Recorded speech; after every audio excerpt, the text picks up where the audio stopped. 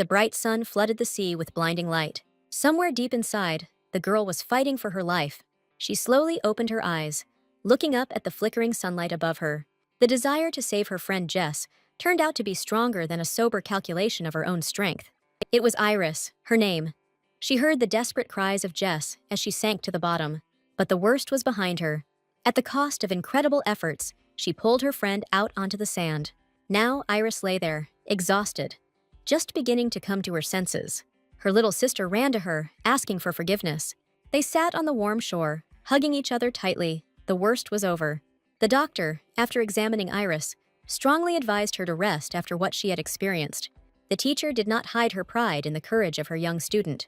Iris is only 13. Her world is usually full of carefree games with friends. Life taught her a cruel lesson. Balancing on the edge, she understood a lot. This whole world turned out to be just pages of the darkest thriller. A thriller where all the characters are long dead. And Iris is one of these dead heroines.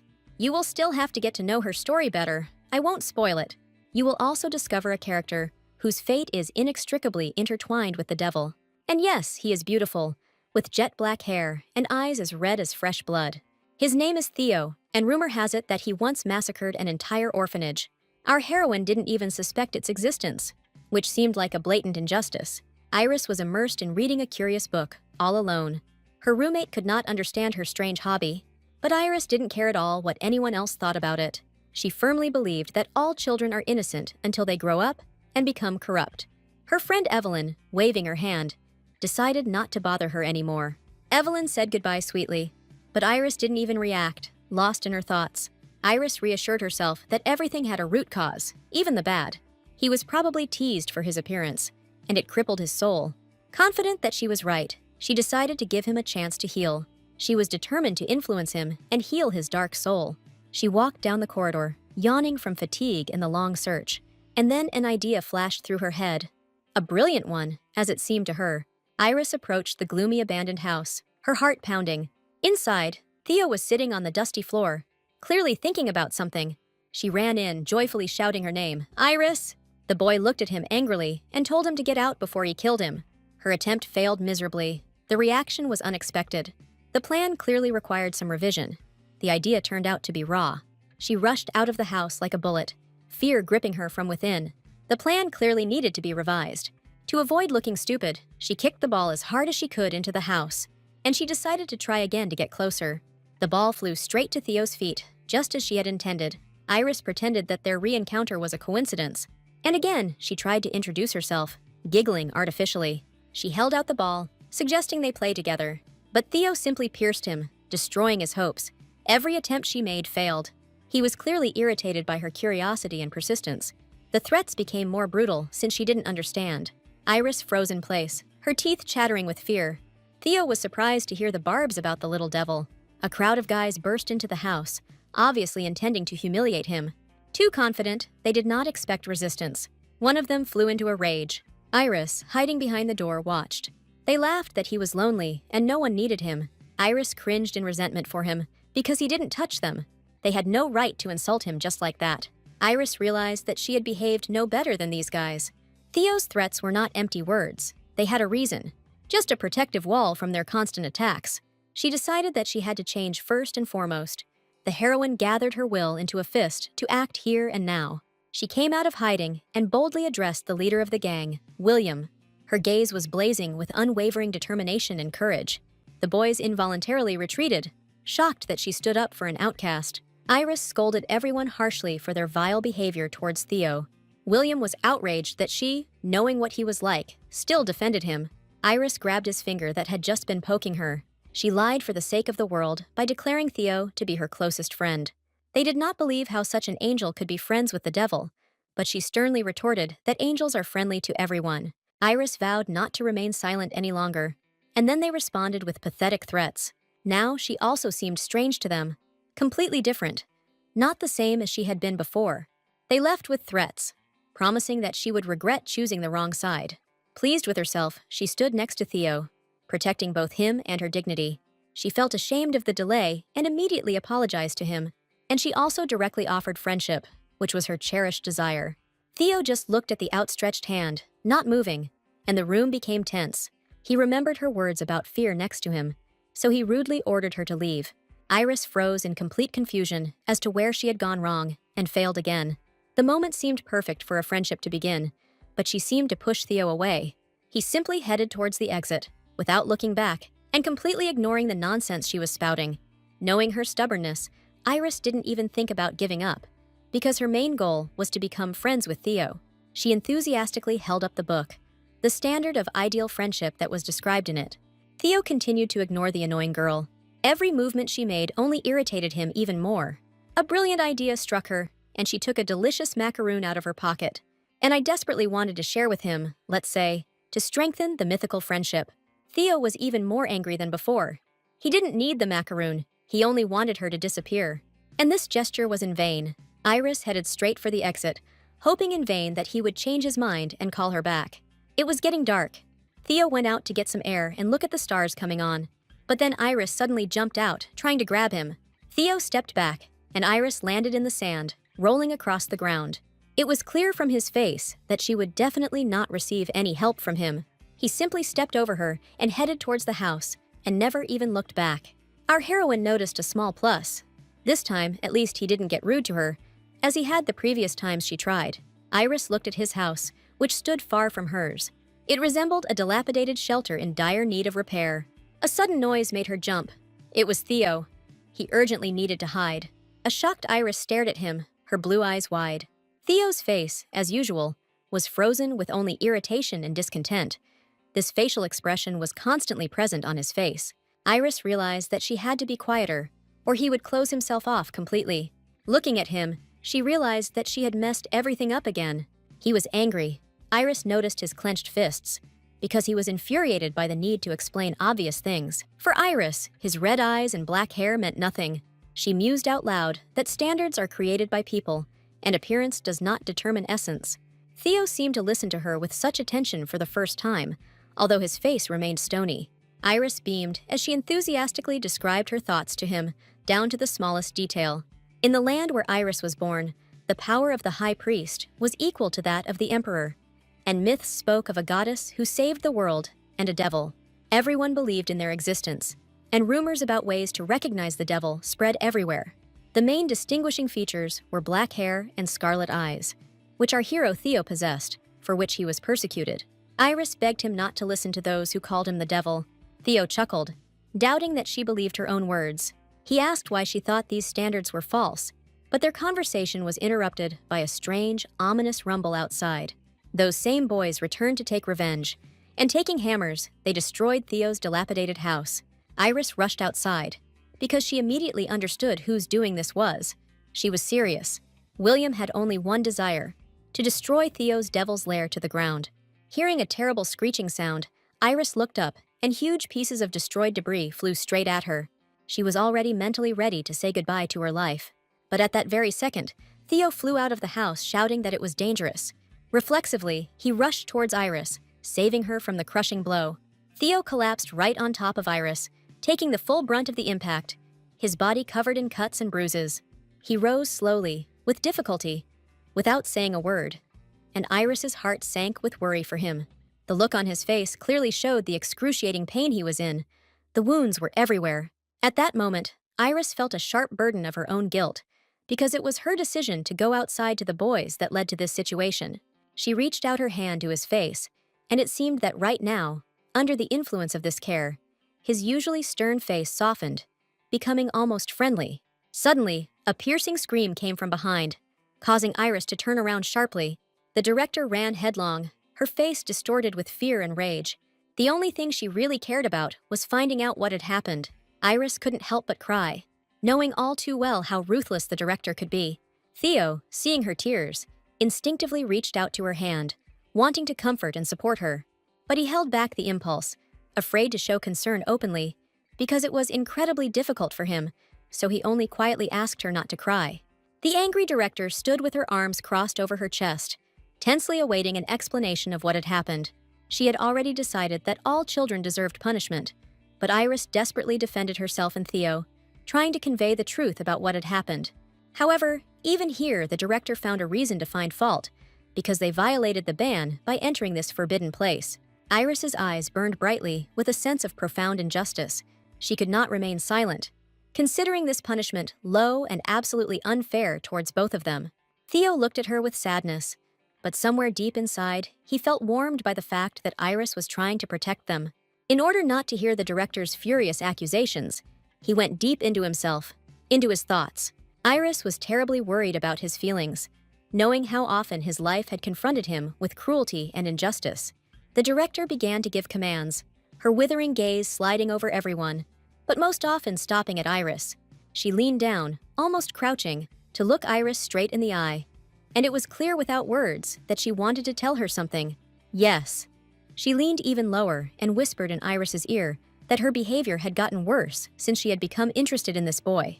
But Iris was always guided by her own sense of justice, and her actions were determined only by herself.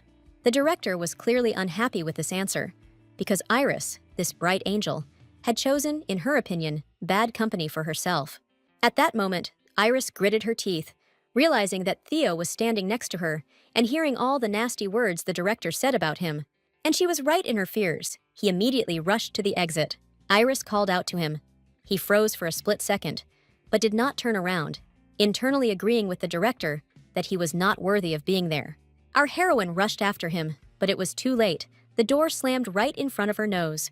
The director tried with all her might to break this connection. Her behavior now resembled those same bullies, which was completely out of character for her position. Iris immediately said it to her face, without thinking about the consequences, without choosing her words. And in this she was absolutely right. How can an adult so primitively divide people into good and bad? This whole gang of guys didn't even deserve the right to talk to Theo. Their behavior was disgusting and inhumane. Iris adhered to the principles of the adult world. She was not going to bend over for anyone, and firmly believed that no one had the right to hurt. The director was clearly surprised by such courage, by the fact that this young girl openly expressed her dissatisfaction and defended her point of view. As she left, Iris sarcastically reminded her that it was this boy who had saved her life today. The medical office was silent, and Professor Haley was busy with paperwork. The first thing Iris went there for was medicine and bandages to treat Theo's wounds. Haley wasn't even surprised to see her favorite student rushing to help someone again. Iris immediately stated that the blood on the clothes was not hers, trying to avoid unnecessary questions. She quickly and purposefully collected everything necessary for treating wounds on the table. Haley carefully hinted at her help, having much more experience in such matters. Iris responded sharply that she couldn't help, then immediately apologized for her harshness. With her hands folded almost in supplication, she began to beg the teacher to lend her the medicine, explaining that she could not bring her friend here. Haley sighed heavily, but her face already showed that she wouldn't refuse. Since Iris didn't go into detail, Haley asked her to provide first aid to her friend, and then be sure to bring the victim to her. Iris's happiness at receiving the first aid kit was immeasurable, but then despair washed over her. She realized that she didn't know where to look for Theo. His house was destroyed. He had nowhere to go, which meant he could be anywhere. Trying to hide her panic, Iris asked Haley where she would hide if she wanted to be alone. After listening to the possible options, Iris quickly analyzed where she should head first. Having thanked the teacher, she flew out of the office and rushed off to search. Fear gripped her heart. She couldn't imagine the physical and mental pain Theo was going through. He not only saved her, taking the blows and receiving terrible bruises, he was also morally humiliated. It seemed as if people were just waiting for the moment to hurt him again. Iris stopped abruptly, carefully examining the area, and immediately she noticed barely discernible but obvious traces of blood leading towards the dark cave. Without a second thought, she boldly stepped inside. Yes, she found him, but the sight was heartbreaking. Theo sat with his knees pulled up to his chest, his gaze staring into space, looking completely lost. At Iris's call, he only turned his head slightly, casting a cursory glance at her. When he turned more closely, Iris saw his eyes filled with tears, his whole face breathing deep sadness. This boy was always alone. He had no one to cry to, no friends, no one who could protect and support him. Sitting down next to him, Iris reminded him of the conversation they had about standards before this whole situation. But most importantly, she told him that she believed in him more than anyone else. Theo looked at her with genuine surprise, but did not resist when she began to treat the wounds. He had truly never met a person who believed in him so much. This girl became a real ray of light for him, the kindest and most sincere creature. It was as if warmth emanated from her, warming his wounded soul. And such moments, such simple acts of kindness, gradually melted the ice in the boy's soul, causing something inside to thaw. Iris tried to calm him down, saying that devils only lie and never protect anyone. What worried Theo most was the thought that Iris might get hurt again if she continued to be around him. He even tried to scare her by talking about the curse that would befall her. It seemed that Theo himself actually considered himself the devil, since he said such things. Then Iris decided to ask him directly if he was really the devil. The question angered Theo so much that he turned sharply to her and shouted a denial. Emotions overwhelmed him with such force that he burst into tears, tired of constant accusations from all sides. But most importantly, Iris believed him, and to calm him down, she carefully tried to hug him. After placing the last bandage on his cheek, she finished the job. It seemed that our heroine had coped with the task perfectly. He was bandaged so carefully that he looked a little funny, like a walking mummy. Iris remembered her mother kissing her wounds when she fell as a child. Without thinking, she reached out to Theo to do the same. He felt so awkward about this gesture that he jumped up and began to wipe the cheek where she had kissed him. But Iris didn't attach much importance to his reaction. Suddenly, Theo rose into the air, and the entire cave was illuminated by the light of myriads of fireflies circling around them. The wounds and abrasions on his body instantly disappeared, and not a single scratch remained on his body. Iris laughed, playfully calling it her method of blowing on the wound. Theo looked amazed, and for the first time a genuine, real smile appeared on his face. Iris stood up, demonstratively indicating that it was time to go back. She extended her hand to her new friend, but he turned away slightly. He seemed to doubt whether to accept her helping hand. Having collected his thoughts and weighed everything, he nevertheless decided to trust this persistent girl. He was also a little embarrassed by her intense but warm gaze. Iris couldn't help it. She really enjoyed taking care of him. She so wanted them to finally be able to call themselves true friends. But Theo still considered himself unworthy of friendship with a girl like our heroine. Iris began to shake him gently.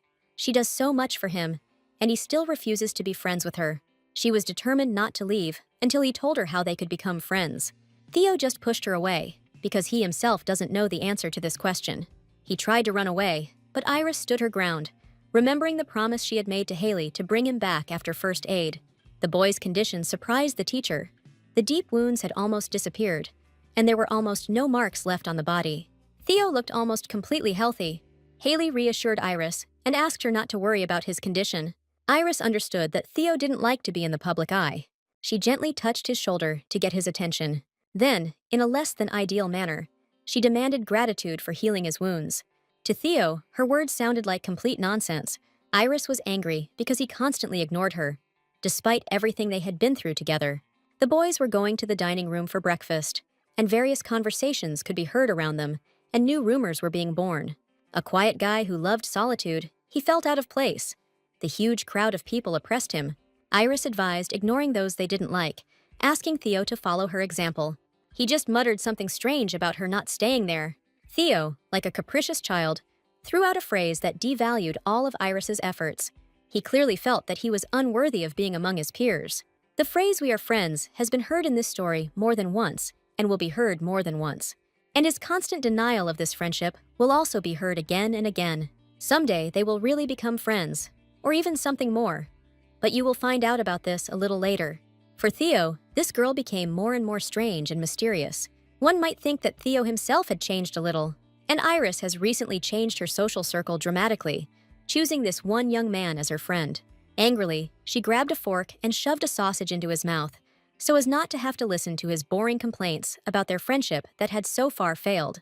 After finishing breakfast, Iris headed towards the exit to clear away the trays. Before she had time to rejoice at the start of a good day, she heard loud shouts from outside. A group of boys were sorting things out, already clenching their fists for a fight. Among them was Theo. He was holding one by the jacket, raising his fist, threatening to kill, as if he was incorrigible. His scarlet, blood-colored eyes stared intently and cruelly at the frightened boy. Iris decided to check what was happening on the street and saw Theo there. She didn't want him to do bad things, so she tried to pull him away. The boy admitted that he had made a terrible mistake. Then our heroine grabbed Theo even tighter, so that he wouldn't do anything stupid. As Theo looked at Iris and listened to her beg him not to do it, he loosened his grip. The boy broke free and ran away as fast as he could. To prevent Theo from getting the idea of running after the boy, she took his hand, after which she suggested that our hero go for a walk. Theo simply followed Iris without asking any unnecessary questions, but she herself showed interest in finding out what really happened between them. As it turned out, our hero only wanted to stand up for Iris. He heard that guy saying nasty things about her. She was surprised, because she didn't expect him to stand up for her. This touched Iris's soul so much, because such actions mean that he cares about her. To thank him, she rushed to him with the most sincere embrace. Iris even called herself stupid, because he only wanted to protect her. But Theo has a hard time showing his feelings, so he pushed her away out of fear. It seems that she once again pushed him away with her obsession. He noticed that Iris felt awkward after such actions. She thanked him for his concern and asked him to reconsider his attitude in communicating with other people. She also began to make excuses, citing the fact that she does not consider him bad and that he does this for a reason. Iris is still on his side. She just wants to help him. Theo had the feeling that she was trying to change him, but she was doing it for the good. Iris only approaches this with concern because she is afraid that in the future, there will be too many misunderstandings due to his communication with other people. Our heroine was absolutely delighted because our Theo decided to take such a positive step. He just smiled at her sincerely, but it seemed that there was something else hidden behind that smile. Iris couldn't believe her luck and just looked at him. She still couldn't believe that he agreed. Theo smiled as if he was ready to commit some kind of brutal murder. The boys gathered on the field to play ball. Theo's gaze left much to be desired, as if he were possessed. Every time Iris tried to change him, his gaze sometimes seemed too crazy. He laughed a little, but agreed with her. Theo decided to try again, but it was all to no avail, as if he wasn't trying to fix it and was doing everything out of spite. He seemed upset by Iris's reaction and felt intimidated. Our heroine took a closer look, and it seemed to her that if they fixed their hair, everything would go much better. Iris didn't stand on ceremony. She grabbed his hand and pulled him along with her. All she needed was that Theo trusted her. She sat him down and got to work, and Theo had no idea what was going on. Her look was somehow crazy, and with the scissors, it was even more so. Theo looked at her with some distrust. Suddenly, she had never cut anyone's hair. Our hero quickly jumped off the chair and started to run, but Iris quickly grabbed him by the scruff of the neck and stopped him. No, well, her look was really terrifying. It felt like she should be the killer, not Theo. Well, if you think about it, maybe she really is a good hairdresser. Although she didn't hide the fact that she could cut his hair crookedly, Iris believes that she certainly won't make things worse. Theo raised the white flag. He decided to go on this adventure after all. Iris was even slightly sweaty from running and working, but she finally finished the process. Indeed, Theo's face softened. He became sweet and completely stopped looking like a devil. It seems that our heroine has done something stupid, because this cute face will cause a lot of problems and break more than one heart. Since our hero had not yet looked in the mirror, the first assumption was that nothing good had come of it. Iris brought him a mirror, expecting that when he looked at it, a lot of praise would come her way. Yes, as you already understood, our heroine loves herself very much. Theo took a close look at his new face, but the only thing he noticed was that his eyes stood out even more. Every time it is sometimes difficult for her to look into them, and even if she praises him all the time, he still won't believe it. To prevent him from saying anything else uninteresting, she decided to take the mirror from him. Theo didn't understand her gesture, so he just looked, waiting. Iris decided to take a chance and gave him a couple of compliments about his hair and eyes. She was so emotional that she began to glow. Theo was surprised by such pressure from her, but to some extent, he was already used to it. She continued to look at him with the most sincere smile, and Theo answered her. For the first time, he smiled so kindly. Iris couldn't believe her eyes. Behind that eternally dissatisfied face, there was hidden, genuine sincerity. It seems the past has taken over, and Theo has realized that he has gone too far. Now that our hero has a new haircut and the most gorgeous smile, he needs to find friends. Iris was so proud that she was able to achieve such a result in just a few days. In fact, Theo flatly refused to make friends, because he simply didn't want to. Our heroine did not understand what she was doing wrong, because on the contrary, she thought that if she corrected these shortcomings, everything would change. But the thing was different. He needed only one friend, and that was our Iris. She is the only thing he needs. Iris immediately realized that he was playing with her and didn't believe a word of it. Then Theo explained everything. He liked the way she reacted to things like that, and he wasn't really joking. He really believes that he doesn't need anyone else but her. Theo even decided to give in and let her cut his hair, because that's what she wanted. After all, more than anything, he wants our heroine to be happy. Iris was surprised, because he had never communicated with her like that before. She even decided to remind him that he had previously considered himself a bad friend. Then she grabbed his hand to take him out for a walk. But our hero is no slouch. He demonstratively removed his hand, after which he headed towards the exit on his own. Apparently, he felt awkward after his own words. He clearly allowed himself to do something he had never done before. Iris was squatting and drawing something on the ground. She asked Theo never to talk about the murders again, because all people are different and can misunderstand it.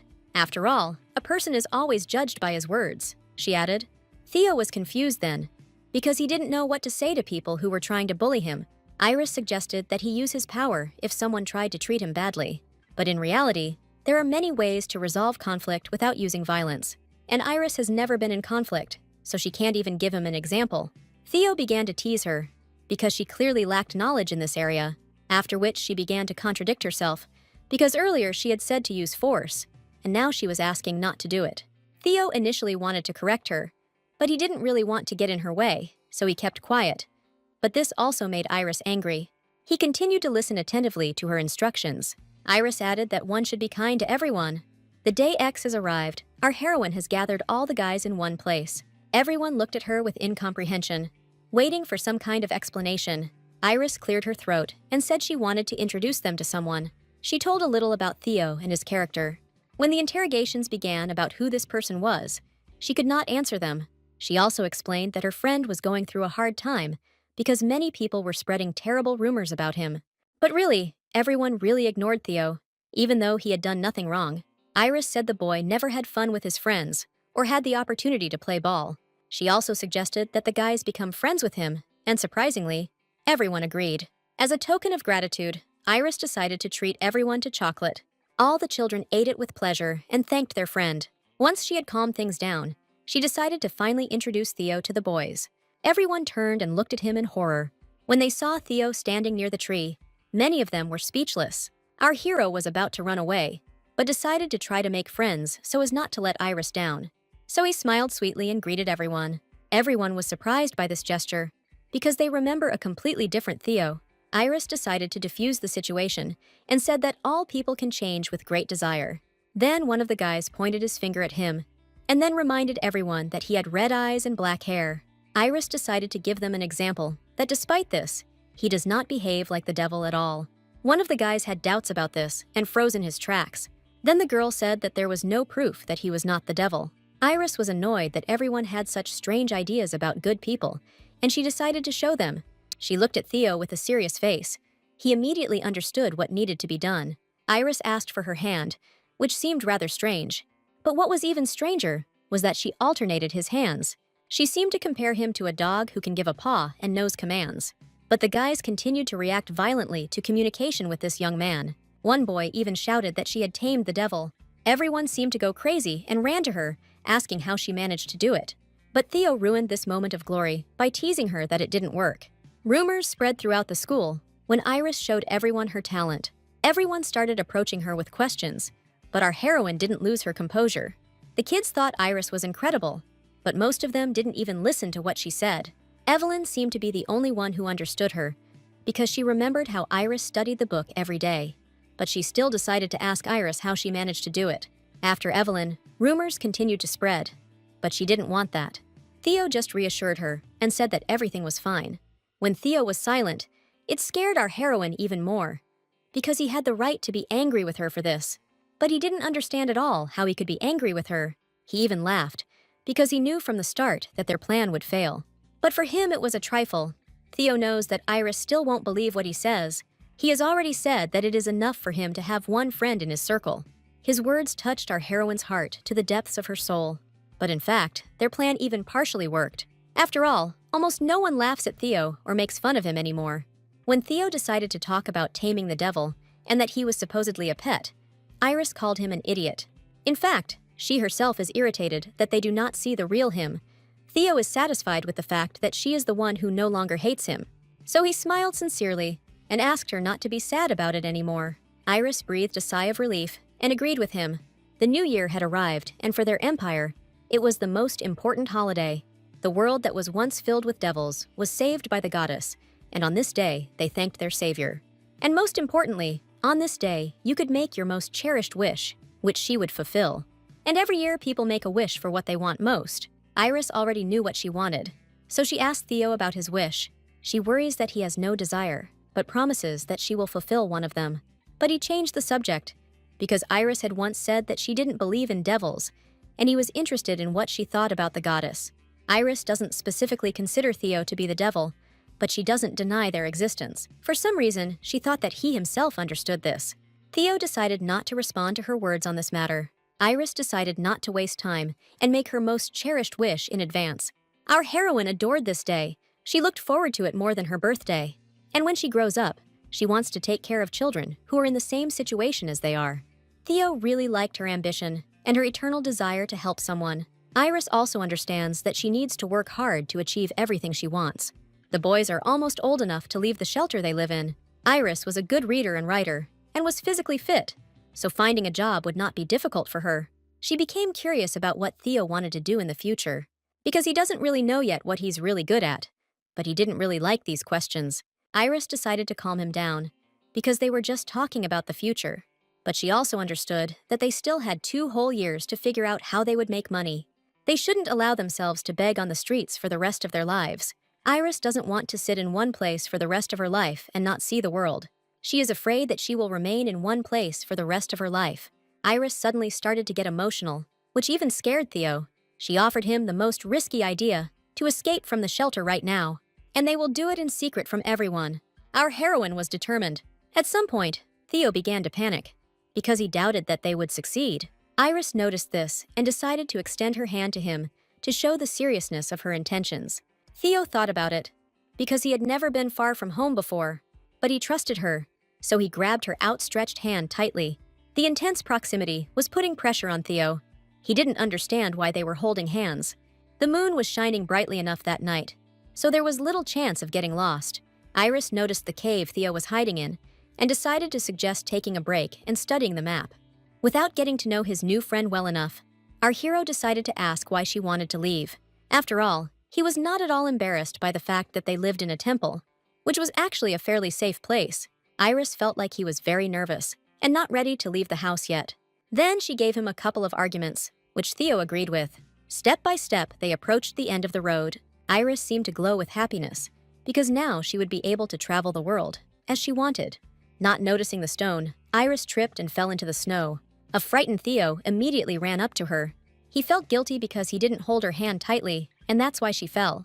Iris burst into tears, because she really wanted to show him a beautiful view, and Theo was sincerely sorry that everything turned out this way. Then he stood up silently and turned his back to her. Iris immediately realized that Theo wanted to put her on his back to carry her, but she was worried that he was too small. She looked at him and through her tears saw the real seriousness on his face. It turned out that Theo was much stronger than she thought, because he had no trouble lifting her. Iris told them which direction they needed to go to get to the place she was talking about. While they were walking, our heroine had a question. She was wondering whether he wanted to go back or not. But before he could answer, they had reached the city, which looked like a toy from such a height. Iris asked Theo to come closer to get a good look at him. But as it turned out, our hero did not want to leave her at all. Theo thought, because if they leave the shelter, they will live separately and do their own thing. It seems like Theo doesn't want to move away from Iris, which is sad, but that's life. It will be difficult for them to spend all the time together every day if they are not a family. Iris suggested a lot of options, like seeing each other every day or sending each other letters. When the boys had had their fill of the view, they decided to continue their journey. It seems that our hero was shocked that their paths would soon diverge. And as sad as it was, Theo decided it was better to avoid his new girlfriend. Iris felt guilty because it seemed like she had hurt him badly. She went around to all her acquaintances and friends to find him, and it was as if she began to go crazy, because it seemed that he had disappeared forever. Keeping her health in mind, Iris went to see Haley to have her leg examined, and the teacher immediately noticed that something was wrong with her. Iris's ankle looked healthy, and it's strange that she still comes in for checkups. Haley asked where she lost her friend, but our heroine remained silent. She didn't know what to answer, because she herself didn't understand what was going on in Theo's head, and why he had disappeared so suddenly. Iris had a hard time telling or sharing anything. Haley waited for a moment for an answer, but realized there was no point in pressing her. Iris couldn't resist, and decided to find out if the teacher had any friends. But then I realized that I asked the question incorrectly. Then Haley remained silent, because she didn't know what the question was about. She clearly noticed that our heroine had been saying a lot of strange things lately. It seemed that Iris was no longer the girl she once knew. There was a tension in the room. It seemed like Haley no longer saw Iris as the little girl. Then our heroine smiled sweetly to lighten the mood, and then she offered them a cup of tea. Haley accepted her offer and asked her to wait while she made tea. When she finished cooking, she began to listen attentively. It turns out that Iris is upset by the fact that her new friend is ignoring her. Teacher Haley is glad there is no global cause for concern. Iris immediately began to look for reasons in herself, because at her age she thinks completely like an adult. Haley continued to listen to her, sipping her tea. She immediately understood who she was talking about. She suggested that Iris think about their previous conversation, because perhaps she said something to him that could have offended him. Our heroine was surprised, and then decided to share with the teacher and told her everything. Then Haley laughed, because this was the reason why her friend was avoiding her. It seems that our heroine has lit a flame in the heart of a young boy. The teacher pointed to the side, because she seemed to see a boy with black hair. Iris immediately went out into the corridor and rushed to catch up with him. She shouted and asked him to stop so they could talk calmly. Theo said he didn't want to part with her, no matter what happened. Then Iris took his hand, because she wanted to see his face and not talk to his back. Theo looked at her carefully. At that moment, her cheeks even burned with excitement. Iris tried to reassure him that even if they had to part someday, they would be able to see each other again. But our hero stood firm, because if they stayed together, they wouldn't have to suffer. He also explained his ignoring. He was wondering what Iris would be like without him. Our heroine exhaled, because now she knew the reason for his behavior. Iris seemed not to want to hear him and stood her ground, not letting him say a word. Then he interrupted her, because he wanted to share what worried him most. Theo doesn't want to live a second without her, so he wants her to become his wife. After all, if this happens, they will stay together forever and create a family. But for Iris, love and feelings were important, so that the marriage would be real and not fake. Then Theo, without thinking for a second, confessed her feelings to our heroine. But when I saw the reaction to his words, I thought that she rejected him. But it was not so. Theo was determined. He knew what he was getting into, so he suggested dating and then getting married when they grew up. Iris was touched by his words, but it seemed like Theo was rushing things too much. He said the phrase, "You lifted me from the ground," and our heroine immediately shuddered. She was the first one who started treating him like a normal person. Theo looked down, and tears welled up in his eyes. Iris promised that she would always be by his side and would not go anywhere. Theo also apologized for pretending not to know anything. Iris decided that she would relieve Theo of his worries in this way, so that his obsession would pass more quickly. Theo couldn't contain his feelings and rushed to hug Iris. Now our hero has found peace, because his friend will always be by his side. Iris was glad they solved the problem. She realized her mistake and decided not to raise such topics with Theo anymore. The principal gathered all the children in the temple to pray. Each person read a prayer to themselves and asked for something of their own. A whole year had passed since the beginning of their friendship. Theo had matured and began to look older than Iris. During the breaks, Iris periodically glanced in his direction. The director was telling something, and also introduced the priests who came to the orphanage to meet the students. Since they will be quite frequent guests, they all need to get to know each other. Iris had never heard of priests visiting before, so she looked at everyone in surprise.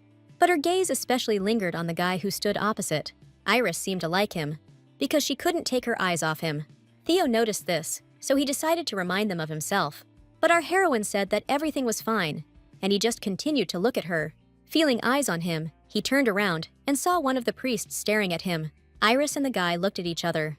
At some point, it seemed as if she was under his influence or hypnosis. Our heroine didn't move at all. She just stood there, as if she had grown into the floor, and stared fixedly at one point. This frozen state lasted so long that it began to seem like some kind of endless, viscous dream that was not going to end. Iris suddenly became very weak. Her head started spinning and her vision began to darken. She was clearly losing consciousness. Luckily, Theo was very close, so he reacted instantly and managed to catch her, preventing her from falling to the floor. Iris found herself in a completely unfamiliar place, as if she had been transported to another world. She raised her head and saw the girl standing in front of her. She instantly seemed like a real goddess to Iris.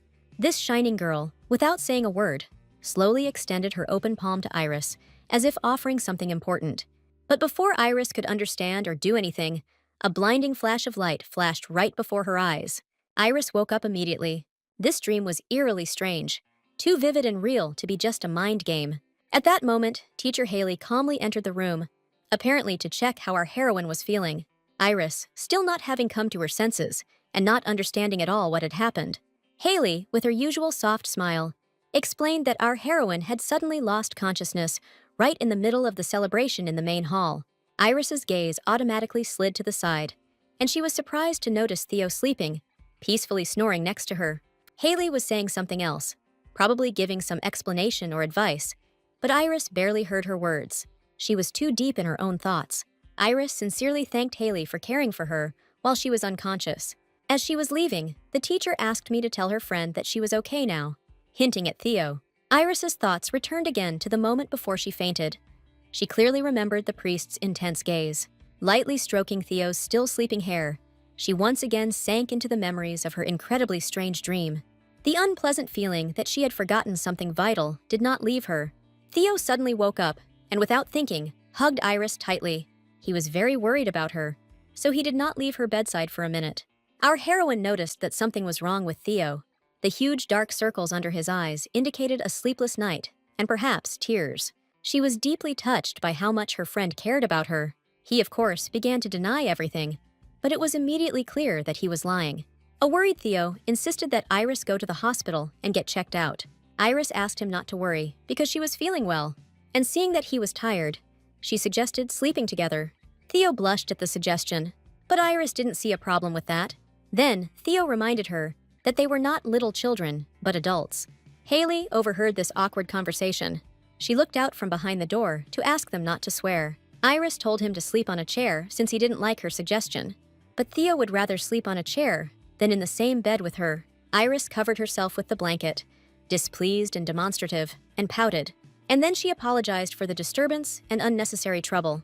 Theo leaned over a little and, lightly stroking her head, suggested that she get some sleep. But Iris couldn't close her eyes. She felt like Theo had changed too much lately. Then he became curious to hear what she thought about him. Our heroine looked away and thought. The first thing that came to her mind was a sensitive wild cat. Theo was embarrassed that she spoke about him in such a way. Iris decided to apologize for comparing him to an animal. Theo seemed to be offended by this, so he quickly covered her with a blanket and went to bed. At this moment, Iris felt awkward. Teacher Haley checked Iris's well-being and cleared her to go. Grabbing Theo, she happily ran towards the exit. Our hero behaved very badly. He pulled his hand away and said that they would no longer be together. Iris tensed, because she had absolutely no idea what had come over him. It felt like Theo was rebelling and wanted attention. Iris immediately decided to ask why he was doing this and what her fault was. But Theo looked at her so arrogantly that she felt uneasy. And then he added a phrase that could break your heart. "You are not my family." Iris looked at him at that moment as if her world had collapsed. Theo turned away and started to walk away. He did not explain the reasons. Our heroine only watched him go. And after this conversation, Theo began to distance himself from her. Iris was sitting in the library, studying some book. Meanwhile, Evelyn sat down next to her with questions. After which, she told him how he had been sad and alone for several weeks. Iris started to defend him. She suddenly jumped up and began to make excuses. The class fell silent. She had attracted too much attention due to the noise she had made. She explained the real reason to her friend, hoping to get rid of unnecessary questions. The librarian asked her to leave if she continued to make noise. Then, our heroine demonstratively slammed the book shut and decided to leave. She decided to go out onto the porch to get some air and think about what had happened. Reception seems to go crazy because Theo's actions are incomprehensible to her. Her thoughts were interrupted by the question of what she was doing here and why she wasn't studying with everyone in the library. It was Theo, standing and looking at her, waiting for an answer. When he noticed that she was completely naked and it was cold outside, he took off his scarf without thinking. Theo placed it around Iris's neck with great care so that she wouldn't get sick. She looked at him angrily because he appeared and then moved away. Then their eyes met. Theo explained the reason why he gave her his scarf. Iris jumped up abruptly. She was irritated by our hero's behavior. And then, tears appeared on her face, and Theo looked at her in surprise.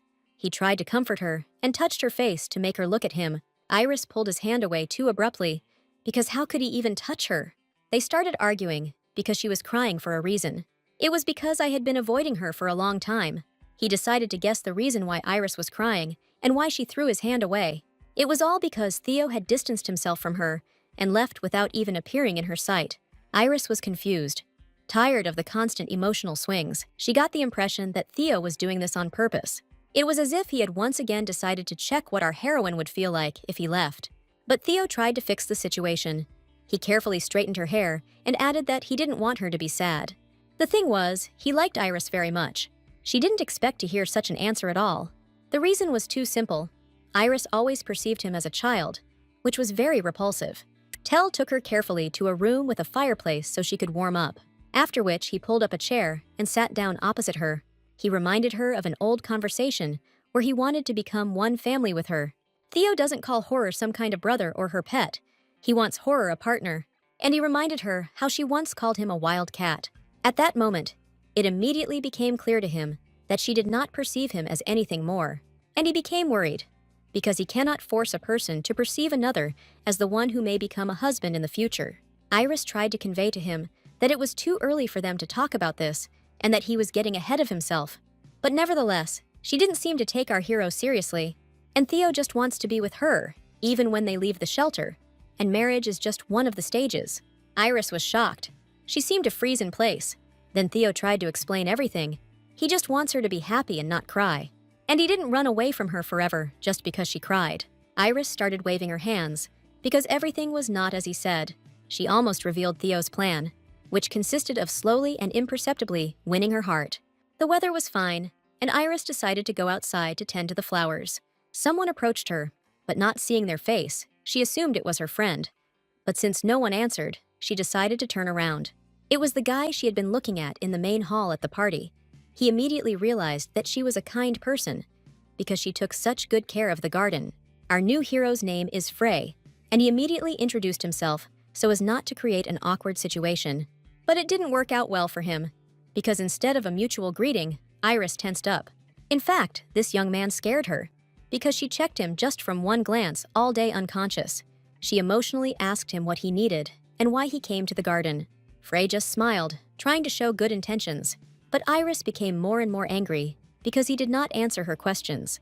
Freya liked the fact that she was quite an intelligent girl, although this was to be expected. But he explained it by saying that he just wanted to get closer to her so that she could appreciate him at the end of the year. Their director will carefully ask about him. In general, this is an adult matter. Iris was indignant, but later replied that life is quite a complicated thing, after which Frey stroked her head, talking about future friendship. He said all this as if he had known her for a long time, which was even more frightening. Frey had once heard about Iris from the headmistress before she came to the orphanage, but he pretended that this falling situation was a pure accident. And he was not at all surprised that our heroine did not trust him. Iris noticed that he was looking at her strangely, so she decided that she would watch what he did. It's as if he's deliberately trying to appear to be a kind person. Iris took the watering can and decided to leave first, because the atmosphere and the feeling next to him repelled her. And when she left, she felt that he was hiding something. Iris ran into the room where Theo was supposed to be waiting for her. But our hero didn't answer her. He just looked at her with displeasure, because he actually saw how she communicated with that guy. Theo didn't want her to look, so he tried to push her away. But Iris still managed to get a peek. It turned out that the windows overlooked the flower field where Iris had just been.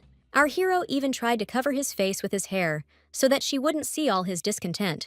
Iris brought a textbook that they must read to complete the assignment.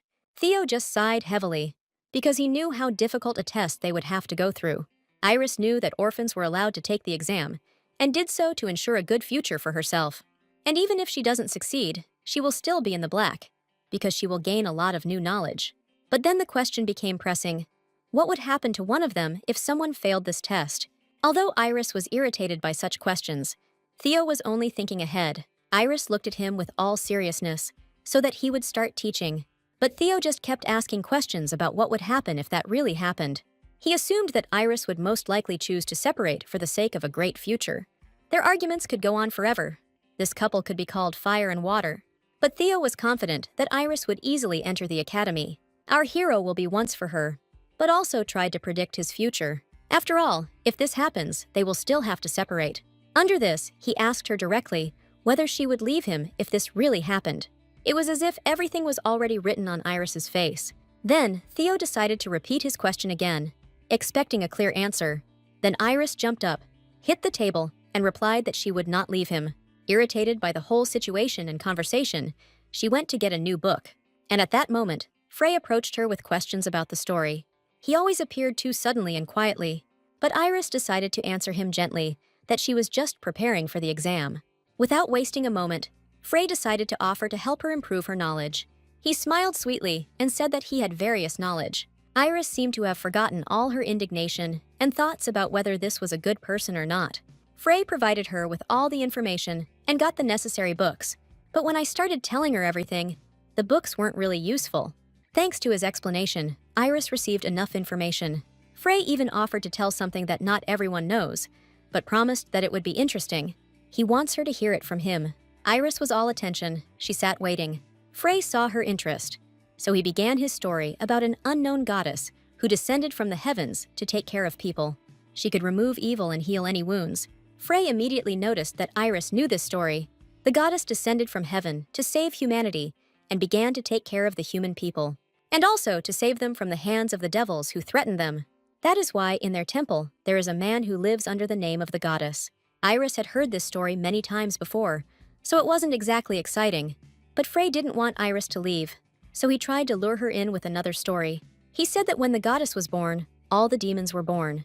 This is why all devils and goddesses are so close. Iris immediately thought of Theo, because it seemed like he thought he was the devil. It seems that this really shocked our heroine. Returning back to Theo, Iris was lost in her thoughts. Frey and his words seemed to be stuck in her head. Theo noticed that something was wrong with his friend, so he asked if she was okay. He suggested that she take a little rest if she was not feeling well. Iris decided to share her strange dreams with Theo. She seems to hear voices from heaven saying strange things. Iris spoke of hers as if it were some kind of sacred memory. Theo started making fun of Iris, but later apologized for it. After all, he saw how it bothered his girlfriend. In the end, it was just a dream. Frey recommended one book to her. Even though he was an unpleasant person, he was a great teacher. Theo continued to delve into his studies, but Iris decided to distract him. She felt that they should hire a tutor to ensure they passed the exam. It seems he didn't like the idea at all. Theo doesn't like adults, and he wants to spend more time together, even if he has to study something that isn't particularly interesting. He wants to decide everything on his own, like adults do. Iris was angry. She just wanted to close her eyes and scream. Noticing her biting her lips, he seriously asked her to stop doing it. He understood that she was doing this because she was angry, and the best solution would be to just talk and not keep everything inside. And Iris decided to suggest asking knowledgeable people for advice. They just need to find the right person who can explain what they don't understand. After all, this is a great opportunity for them. Then they will definitely enter the academy. Iris decided to tell him about Frey, who recently helped her. Theo, when he heard this name, immediately broke the pen in half. He looked at her angrily and asked her to continue telling the story. But seeing the madness on his face, Iris first thought she needed to stop. But then she abruptly told about his help and that she had already asked Frey to become their teacher. Theo stood up from the table abruptly. It was as if he was ready to kill anyone who came close to her. But our hero pulled himself together and said nothing. In the most terrible mood, he headed for the exit. Iris immediately realized that it was Freya. She immediately began to catch up with him, but he did not stop. Iris decided to turn on all her charm, and Theo's face softened a little. She blinked her eyes and asked if he was angry with her or not anymore. But our hero turned away and said nothing. When she came to the dining room, Iris took some different delicacies and shared them with him. She gave him her favorite thing to smooth over the conflict. But nothing came of it. Theo continued to be angry with her. Iris went outside to check the condition of the garden. And when she saw Theo passing by, she picked a flower and handed it to him. But he just looked at him without reacting in any way. She decided to take a different route and asked her friend to help. She gave him a small gift and a note, and she expected to bring at least a small smile to his face. But Theo was much more offended, so he just went and crumpled her note. He was simply incorrigible. Morning came and Iris decided to try again. She waited until he passed by her room. Then she suddenly flew out and pressed him against the wall. Theo even felt a little awkward. Theo tensed. Iris was so close to him. When she tried to explain something to him, he just started shaking his head to the side. And then, hearing Iris's voice break, he looked at her. Our heroine asked him for forgiveness so emotionally that he felt uneasy. She didn't understand what she had done wrong, but it was important to her to maintain their friendly relationship. Our heroine was too sad that she was not studying and could not spend time with Theo. Theo just covered his eyes with his hand and remained silent, not reacting. Tears rolled down Iris's face. She thought he was being too emotional. They went into the study room to discuss everything. Theo seemed to be amused by the fact that Iris was running after him, and he apologized to her with a smile. But he does not deny that he was interested in watching her run after him, so he could not stop. Theo carefully took her hands and accepted the apology, but she really was sweet while she was running after him and trying. At first, these words only made her blush, but Iris warned Theo that if he continued like this, she would get angry. Theo also promised her not to do it again, and Iris decided that since he was offended by the presence of the account, she would go alone. And that's not even bad, because then she'll be able to teach Theo. The weather outside was beautiful. Iris walked along all inspired and humming a song. Suddenly, our heroine noticed Frey off to the side, who was catching the rays of the sun. And when she came up to him to say hello, he looked at her as if he had never seen anything better. Iris didn't just come up to him. She wanted to discuss their last conversation about studying. She would like to study 2 or 3 times a week, and Frey, in turn, suggested looking at the assignments that would be on the entrance exam. Iris thought it would be a good idea, noticing that he was obsessed with the goddess, and she will be very grateful to him for this help. But she continues to doubt whether she can trust him. Iris just smiled sweetly and said goodbye. A few days later, the first lesson with Frey came. Iris found many useful books. They decided to use the noisiest room for their lessons. Although with Theo, they always chose a quieter place. Since our heroine doesn't really trust Frey, she decides to avoid problems. When she entered the room, she was very scared. Theo and Frey stood in the middle of the room, looking at each other as if they were ready to kill each other. Iris felt uneasy because they were arguing. She entered the room, but no one noticed her, because there was a lot of tension. So she decided to clear her throat to get attention. Iris decided to remind Theo that the priest had agreed to be their teacher. She also introduced her friend Theo to Freya. The atmosphere continued to be tense, as if our hero was trying to incinerate him with his gaze. Since her friend decided not to study, she will go to classes alone. But Theo didn't remember saying anything like that. Out of jealousy that Iris would be studying with him, he suddenly decided that he needed it too. But she decided to remind him that he was against studying with a teacher. Then Iris asked Frey if they could study together, since he also had to take the entrance exam. Then he hesitated a little, saying that it would be a little problematic. Our heroine noticed that the priest was behaving too childishly. Although if you think about it, he was already 18 years old. Theo didn't understand why she wanted to study with such a person. Then Iris tried to persuade Frey, promising that he would try to work hard. And when she asked for forgiveness for his behavior, he immediately agreed. Iris was genuinely glad that they would be able to study together. But Theo wouldn't want her to be alone with him. Priest Frey decided to suggest that they start their lesson as soon as possible. He began to repeat the material he had already told Iris. When he noticed that she had run out of ink, he offered to go into the room and get new ones. Then Theo grabbed her hand and offered to use it. But Iris was more comfortable using her own, so she offers to talk to Frey while she is gone. Hoping that if they talked, they would become friends, Iris went to get some ink. But she was absolutely wrong, because after she left, the situation only got worse. The guy who kept smiling at RP sat right in front of Theo. The two of them were too odd a couple, it seemed to him. Even though he was a priest, it doesn't change the matter, because everything is too predictable. Frey almost agreed with him, but decided to make some adjustments. After all, he sees perfectly and clearly what is happening between him and Iris. She would have called him good no matter what he looked like, but she had to take the initiative to convince the other children, to save everyone else from a man like Theo. At that moment, our hero's eyes seemed to light up. He looked as if he was ready to do something bad. Theo used to think that all priests were wasting their time for a god who didn't exist. When Frey called him pathetic, Theo suddenly jumped up and slammed his fist on the table. He also continued to provoke him, talking about Iris. Entering the room, I noticed a global silence, which was quite strange. With her hands at her sides, she seemed to be trying to raise her two children. Then the priest replied that he and Theo had nothing at all to talk about, since they had no common topics. Our heroine noticed that the atmosphere became even more tense, although she wanted a different outcome. Several days have passed since the training. A new lesson has begun.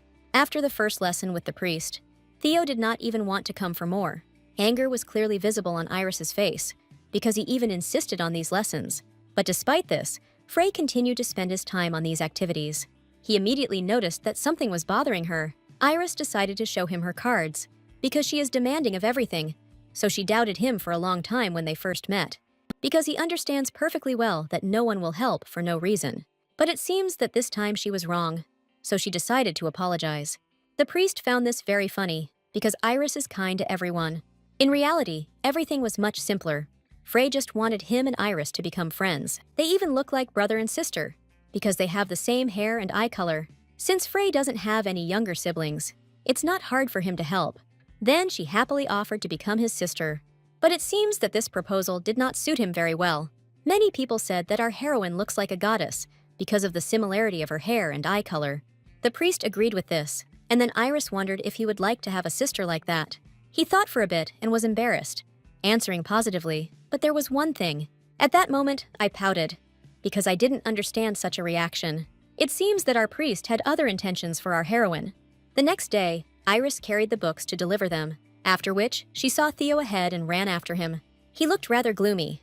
The only thing that worried him was whether demons really existed. Iris was surprised by this question, because she didn't understand why he was suddenly asking. But he only asked her to answer, because he doesn't understand whether the demon and goddess are nonsense or the truth. No one has seen them, so there is no evidence of their existence, she replied. But she didn't understand why he was so worried about the existence of a demon and a goddess. Iris immediately realized that it was Frey who had messed with his head and decided that she would deal with him. Then, Theo was offended that his girlfriend still thought he was a child. Trying to find out the real reason for his worries, Theo just turned away and left. Iris was left alone in the corridor, only watching him go. Entering the classroom, she reminded him that he would have to study for a long time. But he simply hated Frey and his activities with all his soul. Iris won't ask Theo to be friends with him if he doesn't want to, but she hopes that he won't hate him so much because he is her teacher. Also, hating someone is very difficult emotionally, especially the priest, Iris told him. She also understands that they won't be able to study together anytime soon. Evelyn sat in the classroom, looking at the sky with some interest. When she saw her friend Iris, she was very happy to see her. My friend didn't lose her composure and immediately started asking about her relationship with the priest. She described his appearance and was curious about what was going on between them. Iris began to avoid answering because she doesn't want to discuss such topics. Evelyn was hurt that they were friends, but she didn't share anything. At first, it even seemed to her that they really were brother and sister. She also noticed that he was standing outside and waiting for Iris. Evelyn said she would look after the garden herself, but he continued to go there every day. But our heroine denied everything, citing coincidence. But her friend had some guess. She feels like he came to find her because she is his younger sister who once went missing. After all, if this were not so, he would not be looking for her constantly. Although it would be worth thinking about, because he already said once that they have similar appearances. She immediately remembered how he started helping her with her studies. They have similar facial features, hair and eye color. At that moment, she seemed to start having hysterics. Evelyn even liked it a little, some intrigues and investigations. Because of the overly emotional conversation and noise, the librarian approached them and made a remark. Evelyn took Iris by the hand and dragged her towards him to find out everything. But it embarrassed her, because how could she just ask him like that? Hearing some noise behind him, the priest turned around. Evelyn didn't stand on ceremony. She immediately said that she wanted to ask him about something important. But the most important thing is that he is extremely honest with them. The girls seemed to surround him, and he had no choice but to respond. Evelyn asked about his coming to the shelter, because it seemed to her that he came to find someone. The priest was even a little confused by this question. Frey was even slightly taken aback by such a direct question. His eyes suddenly became large and round. It was at that moment that she realized that Evelyn had apparently been absolutely right in her guesses about him. Frey tried to quickly pull himself together and pretend that she was completely right. Evelyn began to jump for joy because she was right in her guess. Frey couldn't help but smile. Their search had turned out to be over such a trivial matter. Evelyn opened her mouth to add something, but Iris immediately stopped her. Iris's ringing laughter came in response, and she playfully covered her friend's mouth with her hand to keep her from saying anything unnecessary. Iris immediately, with warmth in her voice, thanked Frey for finding the time for them and answering their question. Evelyn almost jumped for joy because she was right, and they quickly hid around the corner of the house. Iris understood that there was no point in getting ahead of herself and winding herself up, because Frey had not given them any precise confirmation. For Evelyn, however, these hints were enough to make everything come together in a clear picture in her head, although she herself could not yet believe it. She was filled with pure joy for her friend, because Iris has a brother, which seems incredible. Iris looked at the shining Evelyn, and with horror, the realization came to her that now her enthusiastic friend definitely couldn't be stopped, and Theo would be furious. Now she needs to come up with something to somehow prevent this situation. She took her hand and asked her to keep everything a secret, so that only she, Iris, and the priest knew about it. She also asked again not to tell anyone, but Evelyn already wanted to tell Haley and Jess's teacher. But nevertheless, she agreed to keep it all a secret, because it was impossible for her and the priest to become a family. The next day, Iris and Theo went to class, where Priest Frey was waiting for them. Theo noticed that Iris was not herself, because she did not utter a word. Frey talked about important information that would be on the exam. Because Iris didn't react, Theo and Frey's gaze lingered on her. She immediately apologized, as she was just lost in thought. But Priest Frey looked at her and said that he understood everything. There were some strange but very warm feelings on his face. Theo immediately asked what his girlfriend was thinking about. He even put a glass of cold juice on her cheek to bring her to her senses. But our hero immediately noticed that she was lying to him. Iris immediately started to deny it, and Theo felt hurt that she didn't want to tell him. But she only understands that he will be upset to learn that Frey may be her brother. If this really happens, she will have to go with Frey, and Theo will be furious. Iris jumped up abruptly. She apologized and said that she urgently needed to leave. The priest didn't have time to answer before she had already run out of the classroom. As I walked down the corridor, I tried not to show that anything was wrong. Iris has quite a lot of friends, but she is not ready to share her experiences with all of them. The only person that came to mind was Teacher Haley. But when Iris entered the office, she saw Frey standing by the window. She didn't expect to see him here, and this surprise made her freeze for a moment. The thought flashed through his mind that he knew her whereabouts, but Frey just shrugged, calling their meeting. He also said that they drink tea together quite often, but Teacher Haley responded in a way he didn't expect. After all, everyone already knows that he sometimes follows Iris. Ellie didn't want to get involved in their interesting relationship, so she asked them to leave. She threw them out the door, and they both felt awkward about it. To ease the tension, Frey asked Iris for help. He needs to prepare a gift, but he has absolutely no idea what children like. She was surprised that he was asking her in particular, but the answer was obvious. She was the only one in this place who was closest to him. Iris sat in the carriage and looked out the window, observing the beautiful scenery. Opposite our heroine sat Priest Frey. He did not take his eyes off her at all. He just smiled sweetly, because he was glad for her help. A few days ago, they came to the director to ask permission to leave the shelter. And what a surprise it was when she allowed it, because usually she doesn't like it when students walk outside the orphanage. And no one knew that everything would turn out like this. He decided to suddenly prepare gifts, because he could do nothing else. But Iris had absolutely no idea what he was talking about. Suddenly, through the window, she saw the city center, which she had only heard about, and it turned out to be better than she thought. Frey came down and offered his hand to help our heroine. He also added that it would be a problem if they got lost in the city. But he knows that Iris is not little, so he is sure that everything will be fine. For a second, she even wondered if he knew about her reincarnation. The priest walked as if looking for something specific, shaking his head from side to side. Frey saw a store and suggested going there to look at something. And then he looked at her with a gloomy, very frightening look. Our heroine even felt uncomfortable. It turns out that there is a problem. He is worried that they might not like the toys, and they will simply eat the food. As Iris wandered through the market, she admired the huge variety of food and souvenirs. The priest became interested in what kind of gift she would like to receive. Everything turned out to be much simpler, if not a toy. Then clothes would have been a good option. But our heroine came up with another option, a diary. After all, he thinks it's cool to use it to write down his secrets. But she also understands that not everyone can write, so she's not sure it's right for everyone. Suddenly, her gaze fell sharply to the side. One thing still caught her eye. These were gloves and a hat. Because winter is coming soon, and perhaps not everyone has suitable clothes, Frey suggested that she model to see what it would look like. The white hat suited her very well and made her look fresh. But before she could turn around, Frey brought her another pile of clothes that she had to try on. A couple of hours had already passed, and he was still wearing some kind of hats and dresses. Iris began to beg him to finish, because she was very tired. Then, the priest asked her to try on the last hat. There were more and more people at the market. It was even easy to get lost. While she was looking at the souvenirs, Frey approached her. He showed her a beautiful, bright yellow dress. It turned out that he bought it for her, so he could wear it next time if she agreed to go out with him like that sometimes. This idea seemed a little dubious after so many hours of trying it on. She also noticed that he treated her like a little child.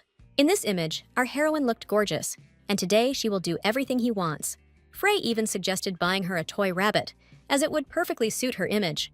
After visiting many stores, he still made a choice in favor of books, hoping that with their help, he would teach children to read. And there really are no children's books in the shelter. They are too uninteresting, and many do not want to read them. These fairy tales will be a great gift for students. As they went on about their business, Frey bought her a lollipop. And in fact, he doesn't think it's small, he just decided to make it nice, so he bought it. Before she could answer, a passing man pushed her, after which the lollipop fell to the floor and shattered into pieces. Iris felt hurt by what happened. The priest really wanted to restrain himself. His gaze changed. Iris held his hand and suggested that they just go back. Then he decided that things wouldn't go that way. So he went back to the shop and bought her a new lollipop, after which he picked her up in his arms and carried her away to prevent another such situation from happening to passers-by. Frey also noted that Iris is very light, but she immediately blurted out a question that he had already answered for her and Evelyn. The priest was a little embarrassed and simply nodded his head. And then he replied that he wanted to become one family in the future. Iris didn't know how best to respond, so she just kept quiet. It seems that Frey's words were indeed true, but the thought that he might have lied didn't leave Iris. It may be that his motive was to hide something. As she walked down the corridor, she saw Theo in the distance, walking quickly towards her. He, without asking anything, simply ran up and hugged her. He became afraid that Iris might leave. He began to beg her to stay in the shelter, but Iris pushed him away and asked him to calm down. She touched his cheek and then asked him why he had such thoughts. Theo saw how they were hurrying, and it seemed to him that they were leaving for good. So he thought that she didn't want to say goodbye to him, or talk to him at all. But our heroine reminded him that she couldn't live without him, after which she asked not to worry, because she was not going anywhere. As they sat in class, Iris grabbed the book and said she would be back soon. He saw how the priest would go to any lie to take Iris to the temple, and he is determined to fight to the end, because he is the one who should become her family. And for everything to work out, he needs to seem weak, then she will never leave him. Iris was worried that she had lost his book, but he didn't react to it in any way. He just smiled. He was getting better every day. She thought that everything would return to normal, but this had been going on for several weeks.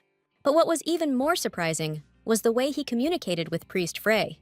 Frey also noticed that Theo had changed and was acting very nice. It may seem that he doesn't like the changed Theo, and perhaps it even irritates him. Frey considers her his little sister, and Theo acts like a different person.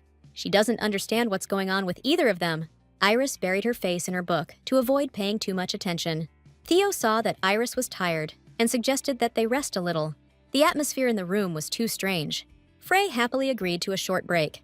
Since all this scared her, she decided to ask Theo directly, "Why is he behaving like this lately?" The only thing that worried him was whether Iris would stay with him. After the lesson was over, Theo stood up and thanked the priest. But Frey's gaze left much to be desired. He was truly irritated by our hero's behavior. The priest smiled at Iris and said goodbye, adding that they would meet at the next lesson. When Iris heard the chuckle, she realized that she had imagined Theo's good attitude towards Frey. He wondered if she would continue to study at this place. When I heard a positive answer, I decided that I would do the same. Iris asked him not to worry so much. She also apologized for making him think she could leave him and didn't know it could hurt so much. And she will be glad to tell him everything that happened to her when he is ready. And now she is ready to confidently and firmly say that she will never leave him. And also in any situation, he will definitely protect and guard. She plans to always be by his side.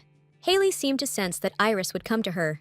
She even feels like her medical office has turned into a consultation room. She blamed it all on the fact that the teacher was too good at solving personal problems. However, Haley was already expecting a gripping story. Then she told everything as it was, that the priest Frey became her family, but she explained that he said so at their last meeting, or, more precisely, that he came to the shelter to find her. Then, Haley assumed that he was her brother, and that they had indeed been separated as children. Iris's face showed that this bothered her. But Haley didn't see anything wrong with that, because having a family was good anyway. Iris was scared by the fact that it didn't initially seem like he was looking for his little sister. It turns out that Iris came to Haley to explain his behavior and help her understand his intentions. And she can't accept him as family if she doesn't know why he needs a sister. To Haley, Priest Frey seems like a bad man. He periodically came to her and told her how sweet and smart our heroine was. so he understood her concerns. She needs to get an answer to the question in order to understand what Frey really is. And then we'll see, depending on the situation, whether she wants to accept him as family. There is a possibility that she is clinging to this goal because she genuinely wants to become his family. Entering the room, Iris saw a secret gift from Frey, and she had never seen this feather before. And what she was most worried about was that she was being lied to. The night was not the best. Our heroine had a dream about Frey tormenting her. When Iris decided to go out into the hallway, all her friends noticed that something was wrong with her. She explained it all by saying that she simply didn't get enough sleep. And then a perfect thought, in her opinion, appeared in her head. She decided to ask the kids how they would feel if a stranger suddenly appeared and tried to make friends. A friend said that they shouldn't communicate or go anywhere with strangers. And also, if he suggests something, you need to immediately run away from him. But everything was much more complicated, because the stranger wanted to make friends. The friend had no other thoughts than to call the guards. Everyone really wanted to be taken from the shelter, but she tried to console them by saying that they were all one big family, and no other person has such a huge family. The boys hugged each other with the warmest feelings, speaking about their love for each other. Today was a wonderful day. The food in the canteen was unusual and very tasty.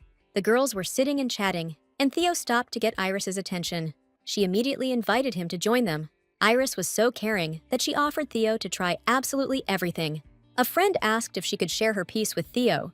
She asked, as if she was asking permission to give the dog a treat. Theo was also not averse to trying something new. His friend was glad he tried it. Then Iris stroked his head, telling him that he was a good boy. After this, everyone at the table decided to share their food with him. Iris knows she's treating Theo like a pet, but she's pleased to see the boys getting along with him, and it seems to her that there is no need to interfere, just as Theo is not against it.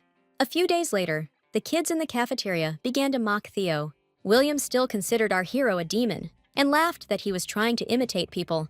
He even became curious as to why the angel Iris was still covering for him. Then her side started calling him names, because he was not behaving like a human being, but like a gorilla. William felt uncomfortable why everyone was smiling, because the man standing next to him was the devil. There was tension between Iris and William, and the whole situation made everyone angry. Our heroine even clenched her fist to simply hit him, but Theo stopped her. William, seeing this, pulled another of his stupid jokes, but Theo ignored it completely. He just stood in front of him and smiled. He even kindly asked him not to bother Iris anymore. William was frightened by this smile. He was even confused and did not know how to react. Iris was overjoyed because her friend had become a good person. Since William didn't like his overly kind behavior, he made a decision. At that very second, he jumped up and swung his fist at him. All the girls gasped in shock, waiting to see what would happen next. Our heroine was already ready to give him a good whack and help her friend. But before she could do anything, Theo easily stopped William. And he also easily saw through him. Theo, with his calm behavior, only makes him a laughingstock. Everyone started to pull William away, saying that everyone in the shelter is family. The boy even started crying, thereby trying to portray himself as a victim. He was offended that they perceived Theo as an ordinary person. Iris was happy with this outcome. She just smiled and waved goodbye to him. And her friend also didn't think that Theo could be a demon. William was beside himself. He couldn't believe that everyone had turned away from him so easily. Iris thanked everyone who stood by Theo's side. Then William started screaming and lying that he felt some strange power inside him. It was like something demonic, but the guys just looked at him with some kind of condemnation. Iris told the boys that she would come in a little while. She came close to William to protect her friend, but he was only trying to explain that he saw with his own eyes how he used some strange power. Then Iris's face darkened, and she asked him to explain clearly what he called a strange power. Evelyn decided to intervene to prevent their conversation from escalating into a fight. But no one answered, so she just asked what they were doing. But Iris explained that they were looking for a way to protect themselves from demonic forces. Evelyn had no idea that she and William were so close, but knowing his friend and the fact that she won't fall for such an obvious lie, he decides to come up with something more convincing. And she added that Evelina is the only one who knows about this, and she is the first person with whom Iris decided to share, because she considers her her best friend. Having heard the answer, Evelina immediately decided to leave them and said goodbye. Our heroine knew that she had all the gossip written down in her notebook. William was worried about what Iris thought of him. He was even a little embarrassed, because all this time he hadn't even suspected it. Iris was tired, even though it was still morning. All this showdown took too much energy. When she went outside, she saw Theo sitting on a bench, surrounded by many guys. Everyone praised him for this behavior, warning that it was best to try to avoid people like William. It took Iris a long time to help Theo become so happy. But now she had other worries. William's words about the strange power did not leave her head. She even shuddered for a moment, and Theo noticed it. He greeted her with a smile, and Iris decided to think about it later. He immediately asked why she was talking to William alone. But she was just curious to see what kind of crap he would come up with this time. But she didn't have time to find out anything, because her friend suddenly appeared. She's so glad that all the kids don't think he's a demon anymore. Theo believes that it's all thanks to his girlfriend. But she thought differently, because he himself changed their opinion of himself. He jerked sharply, because he thought it was all Iris. She is the reason why he tries to control his emotions and be alone with other children. After all, he wants to be like her and stay with her forever. The fact that Theo changes for Iris brings her pleasure, and she also wants to stay with him forever. The morning conversation significantly raised our hero's mood. He even greeted the priest with a smile, which Frey did not like very much.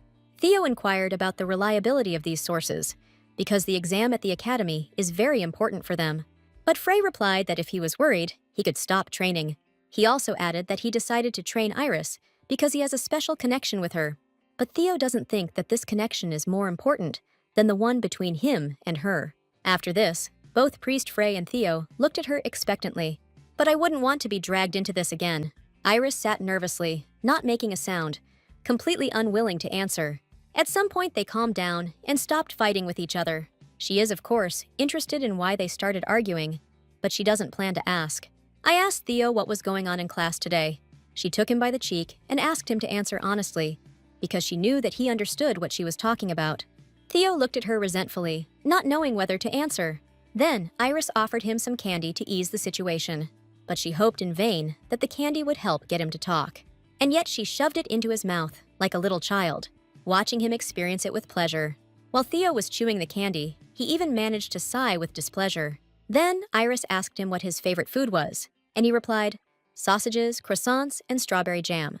She was surprised, because everything listed was her favorite, although it might be because Iris was the one who always treated him to it. Our heroine did everything for Theo, but he understands that he cannot give her much in return. But one thing may be that they are her favorite snacks, which is why he loves them. This touched Iris deeply, but she also felt that she hadn't done much for him and wasn't asking for anything in return yet. Even when Iris takes his hand, it means a lot to Theo. And then, right after these words, he suddenly hugged her. It was a simple gesture, but it filled Theo with a deep sense of security. In that embrace, there was a quiet plea to never leave him. Iris froze in his arms, as if frozen. Her body tensed, and her breathing stopped for a moment. Creating distance, she looked at him silently, still trying to comprehend what had happened. Iris has absolutely no idea which Theo is real. Sometimes he smiles innocently. Sometimes he screams in a terrifying voice right in her ear. Theo noticed that Iris was lost in her thoughts and cupped her cheek. Iris was indignant, and then asked him directly why he was arguing with the priest.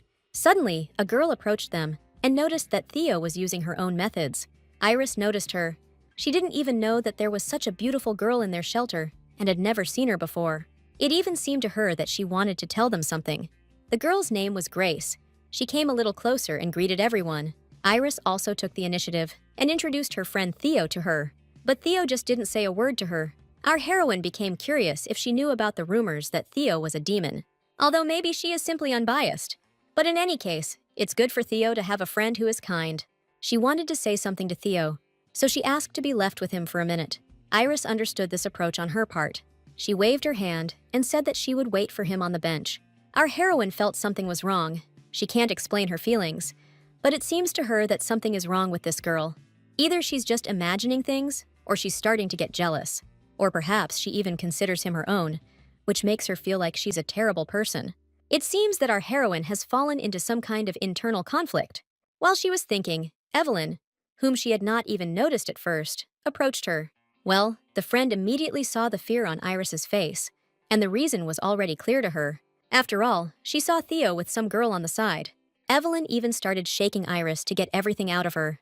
She believes that she and Theo are an official couple, and no girl can come between them. Iris's face darkened, as her friend's words surprised her too much. The rumor that she and Theo were an official couple didn't make her particularly happy. Evelyn was upset that she was wrong in her assumptions. She took out her notebook and asked to listen to her carefully. She had previously introduced Theo to the other children at the shelter, and they had been inseparable ever since. They walked together all the time, and she was the only one he smiled at and listened to. Evelyn even thought that either Iris really didn't know, or was just pretending. She even noted that our heroine doesn't just think of him as a simple friend. She feels like her friend treats him in some special way. She replied that Theo was just a sore thumb to her. This meant that she couldn't leave him alone, and felt like she had a responsibility to take care of him and protect him. But Evelyn thought it was love. After all, no matter what she calls him, it's clear that she has a soft spot for him. My feelings for him should never have been more than friendly sympathy. Iris only unconsciously denied everything Evelyn said. She shouldn't feel anything for him, because they are not just friends. They have always been and always will be. Deep down, our heroine knew that she was revealing her true feelings by denying them. Evelyn, who does not know that a strong denial usually means agreement, did not continue to torment her with questions. But despite everything, she believed that this was unacceptable. Evelyn took matters into her own hands, because she couldn't just stand there and watch as someone tried to take Theo away from her. She came closer and decided to say hello. Iris didn't like this idea. Grace looked at her with complete confusion about what this girl wanted. She then explained that she was Iris's best friend. The situation has become tense. Evelyn wants to convey only one simple thing to her. No matter how hard she tries to get closer to Theo, she will never outshine Iris. Our heroine felt disgusting at that moment. She noticed that her friend was writing something in her notebook again. Evelyn said what she wanted to say and decided it was time for her to leave. She just left her friend to clean up the mess she had made. She apologized and said that Evelyn apparently misunderstood everything. Grace looked at her with some disgust, and there was clearly displeasure on her face. Iris tried to soften the situation by saying that it was always good to have friends. Theo stood there silently at first, but then decided to support his friend, after which he abruptly told Grace that he didn't want to be her friend. She stood in a stupor, and Grace was surprised by this turn of events. Although he shouldn't have spoken like that, he was just being honest. Grace's tears returned. She felt hurt that he didn't want to be friends with her. She didn't know how to react. She managed to say something to him, and Theo grabbed her and took her away. Grace was simply furious. She just stood there and watched them leave. Then Iris pulled her hand away and stopped. She didn't like the way he talked to Grace because he hurt her feelings. Iris thought he had changed, but it looks like she was deeply mistaken. After all, even if he doesn't want to be friends with her, he shouldn't say such terrible things. He should have just stated the reason or said it in a less rude manner. But Theo even understood why he needed this if he only needed Iris, and he believes that even if he hurt her feelings, he shouldn't worry about it. He doesn't want to be friends with her, so he doesn't care how she feels. She felt that he was changing for the worse, and considered herself to be to blame for this. Iris explained that the inability to sympathize with another person's feelings is a huge disadvantage.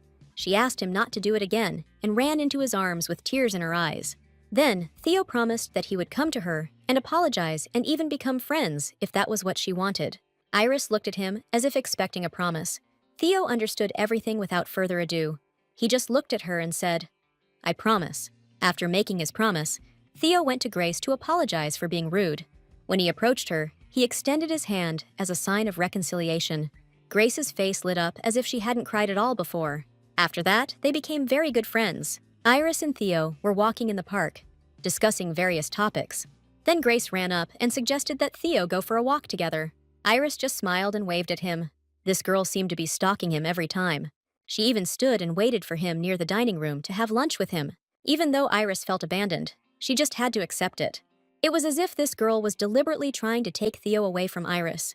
A few days later, the books they had chosen for the shelter together with Frey arrived. All the children were very happy. Some of the books they had never even seen. Iris was pleased that the priest had done such a good deed. Frey saw that the children had finished reading and went to put the books back. Iris walked up to him. He had seen her reading to the other children earlier. He did a lot for the children from the orphanage, for which she is very grateful to him. But in general, for him, it was just an excuse to take a walk with her again. I was a little surprised to hear such statements. Priest Frey suggested that she change her clothes and go for a walk. It seems like he really enjoys spending time with her. Apparently, he, like Iris, really wants a family. As they were leaving the office, they ran into Theo, who immediately asked her with displeasure where she was going. Then she answered directly that she was going for a walk with Priest Frey. Theo got angry and pushed Grace away. He was just furious. Then Iris explained to him that he wanted to treat her to thank her for helping him choose a gift. Grace added fuel to the fire by saying that the priest and Iris were very close. And Theo wants to go too, because he thinks that if he just wants to buy lunch, he won't mind a third person. He and Evelyn are simply obsessed with the idea of being best friends. Then I decided to just ask the priest Frey directly, since he would pay.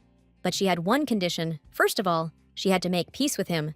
Grace was very stressed by Theo and Iris's relationship. Our hero merely extended his hand and, with a not very pleasant face, offered reconciliation. Iris seemed to know it would happen, exactly as she had imagined. The Frey priest shook his hand, but it was clear that he was not very pleased. It all looked as if they were performing some kind of obligatory ritual. Iris doesn't know how to reconcile two people who see each other as enemies. Priest Frey decided to pay a compliment to Iris. Then, Grace tried to lighten the mood by saying that the weather was beautiful today.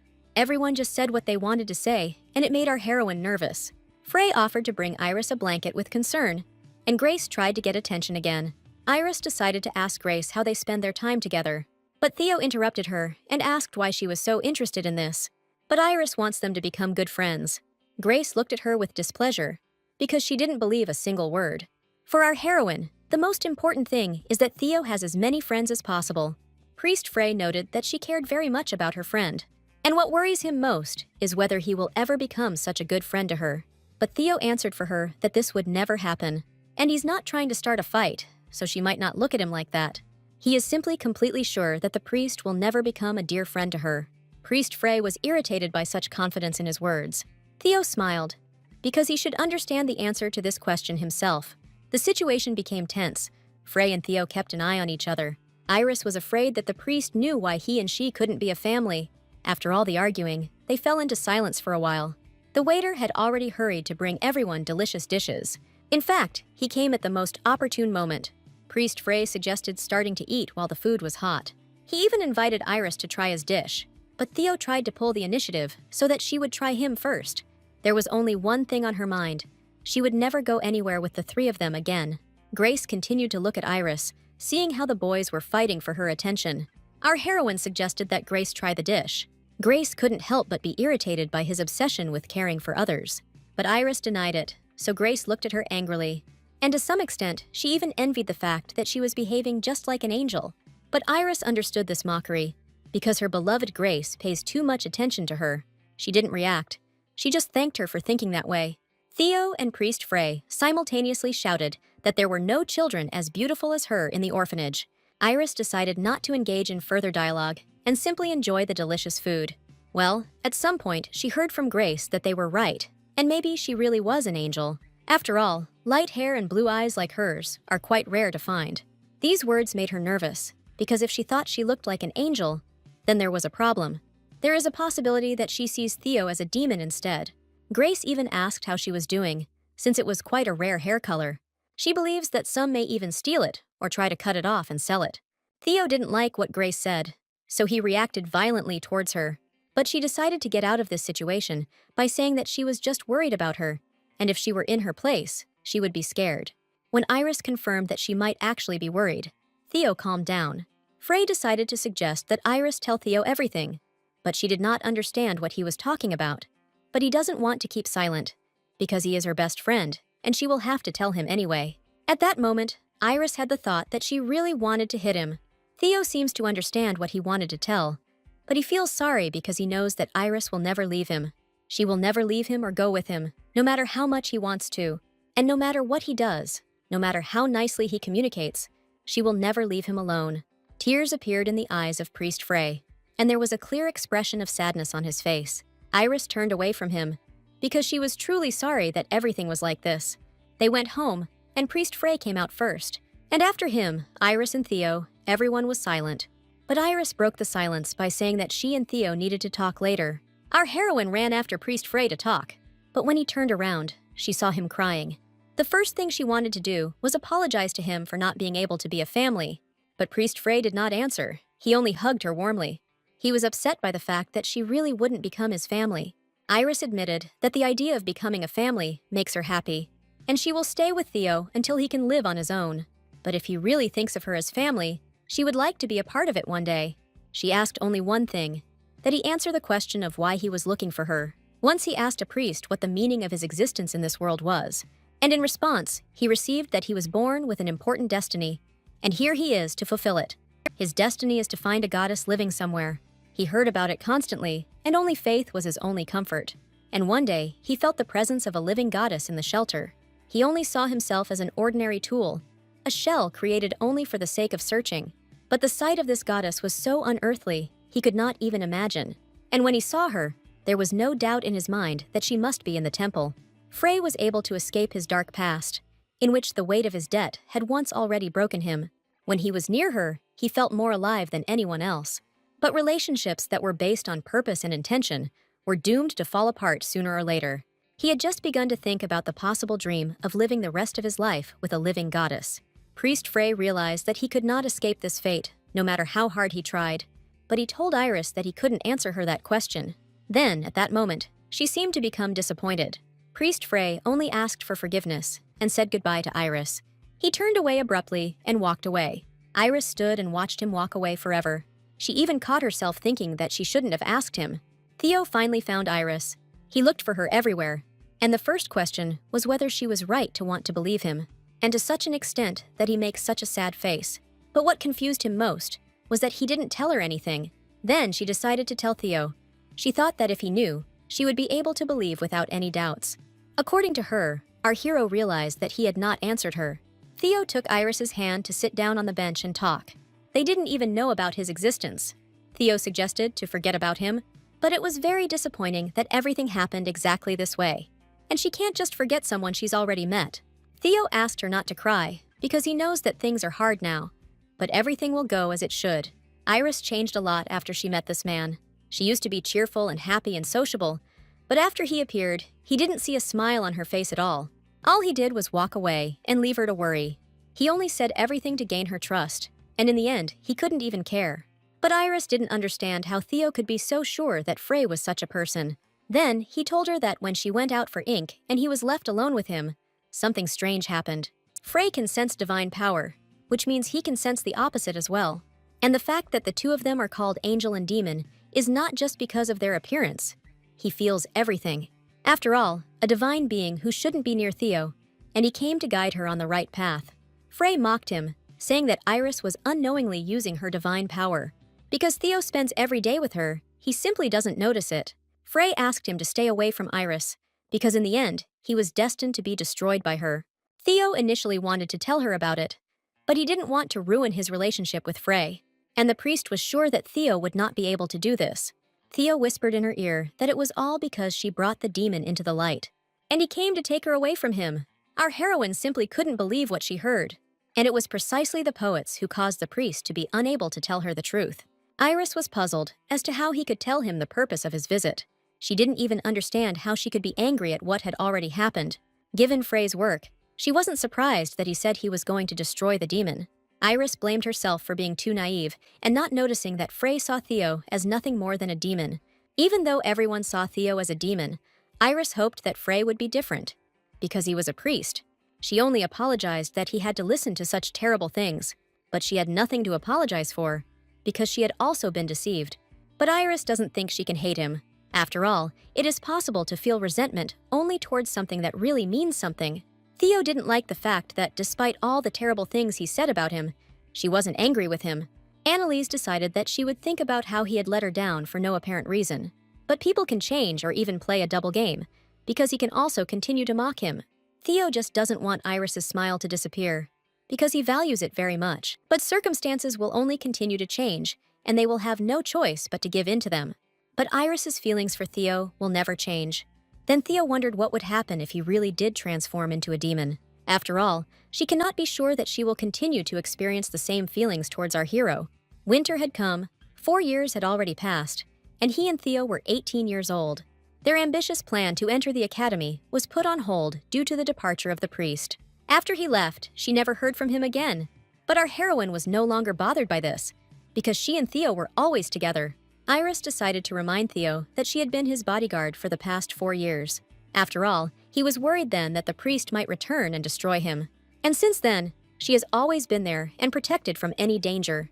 Then Theo laughed out loud, as if he thought his girlfriend couldn't protect him. Theo began to tease her by comparing the difference in their heights. However, he sincerely thanked her for looking after him all the time. And in any case, she will also continue to protect him from any danger. Then she sat down and pouted, not intending to listen to his nonsense. But then she quickly jumped up and asked him to remember what she would tell him. Theo smiled sweetly, waiting for more recommendations. She asked to never go out alone and always be with someone. But Theo also understood that if he killed him, he would try to convey this to the whole world. But Iris will do everything she can to prevent this. She also asked him to avoid dark and empty places, and she asked him not to mind if she would follow him just like before. Thanks to Iris's big, clever words, Theo expanded his vocabulary. Iris knew that if he wanted to be completely safe, he would have to come to terms with it. She also suggested that he read as many new books as possible, as this would broaden his worldview. Theo doubted that Arias would be able to keep an eye on him all the time. Before he could add anything, his gaze fell to the side. Iris immediately glanced back. She saw Grace approaching straight towards them. Grace seemed to like the way Iris responded to her. Iris knew it was quite difficult to keep track of. That's why I decided to show her something that would help her with this. She rummaged in her pocket to get something out, and she pulled out a monocular tracking device. Iris told him what it was, and also said that she borrowed it from Evelyn. Either way, she's going to use it to keep an eye on him. But Theo didn't really believe that this could change anything. From this very day, Iris will monitor him with the help of this device. Theo wished her luck, waved and walked away. He walked past Grace without paying much attention, and when she said hello, he remained silent. Iris noticed that Theo was walking faster than usual on purpose. Our heroine didn't like that he perceived it all as a game, so she ran after him and gave Grace a cold greeting. But it's not surprising that she didn't like it much. Evelyn had already heard that Iris was stalking Theo and running after him everywhere. But then she noticed that they were about to leave. So I asked my friend to talk later because she was busy. But for some reason, Evelyn ran after her. After Iris borrows her monocular, she is unable to enter entries into her diary. So she asked Iris to join her. She does not collect information with malicious intent. She even offered to look at the recordings. Iris braked sharply because there was a feeling that this was not a diary, but a report. But Evelyn was still wondering why she was following Theo. She replied to protect him. Evelyn offered to take part in this because she would be able to conduct an investigation and help her friend. Theo and Grace walked from one place to another, but did nothing but chat. Iris felt like Grace was trying to get him to do something. As a bodyguard, she kept a close eye on him. Theo even admitted that he was starting to feel embarrassed around her. In fact, he says this for a reason. Grace interrupted their conversation because she needed to talk to Theo, so she rushed right next to her towards him. She grabbed his hand and led him along. And how glad Iris is that she has a tool that allows her to spy from a distance. Evelyn had a hunch that Grace wasn't really in love with him. It seems that she wants a pet demon for herself, and therefore gets closer to him. After all, when Iris became friends with Theo, everyone thought that she had tamed the demon. Grace acted like she was in love with him from the very first day they met. The only option that came to mind in Iris's mind was that she was a demon worshipper, and she thought that such people had long since disappeared. And Iris is too smart to believe all this. Our heroine stood up and said that she urgently needed to go. She immediately went to the library to find history books. Although Evelyn's theories were a bit far-fetched and silly, Iris was afraid that this might be one of those rare cases. If this is true, then it turns out that she was under quite a negative influence from adults. But this is just an assumption. She shouldn't be prejudiced against Grace. In the morning, Iris met Theo, and as usual, we went to the restroom. After all, even though the priest has left them, they should not give up their studies. And Grace, as usual, appeared out of nowhere, right where they were going. Then Iris greeted her. She ran to Theo and asked her to go with him to the library. She wanted to go just the two of them, but Theo refused her. He said firmly and decisively that he was going to study with Iris and asked to leave them alone. Then Grace looked at our heroine as if she should leave. Before, she would ask permission, but now every time she just tries to take it away. But Iris understood that she was only a child, although sometimes she regretted that she forced Theo to be friends with her. Grace ran to hug him, but he asked her to leave him alone. She begged him to stay with her today, but he asked her to find another pastime. Then she began to pout, because she really wanted to show him something. At this point, Iris decided to leave them and said that she would study somewhere else. When she was about to leave, Theo grabbed her hand, because he wanted her to stay. But Iris explained that she was just trying to give the two of them some alone time, after which he said that he wanted to study with her and not spend time with Grace, because he promised to study together, and she was getting in the way. He pulled his hand away and asked her again not to bother him and to go away. Iris doesn't like Grace, but seeing her disappointed face makes her feel uneasy, so she decided to invite her to go with them. But Grace refused, because she wants to be alone with Theo. Iris didn't understand why she was even worried about this girl. When Grace walked into the room with them, the first thing she noticed was how squalid the place was. But this was only because very few people went to study in this room. Theo didn't care at all about the room. What mattered to him was that he was next to Iris. Grace took the book from Theo and began to look at the pages. She found it funny that they were learning basic knowledge. Iris did not remain silent. She explained that in the orphanage, they have little opportunity to learn even something like this, and some children do not even know how to read and write. Grace doesn't think that living in a shelter is an excuse for her own stupidity. Grace had a rather strange reaction, but that was not what Iris meant at all. Theo got tired of these quarrels, got angry, hit the table and suggested starting the lesson. Grace had no choice but to sit next to Iris and glare at her. A few hours later, Iris decided to stretch because she felt tension throughout her body. Since they had been studying for a long time, our heroine suggested that Theo have lunch. But then Grace grabbed Theo's hand, hinting that it was now her turn to spend time with Theo, and she could have lunch with someone else. Her drive was so impressive that Iris was already determined to give in to Grace. Grace also promised that they wouldn't go far. Theo didn't understand where the desire to keep an eye on him had disappeared. So he stood up abruptly and said that she had promised him to keep an eye on him on a permanent basis. This meant that Iris shouldn't leave him alone.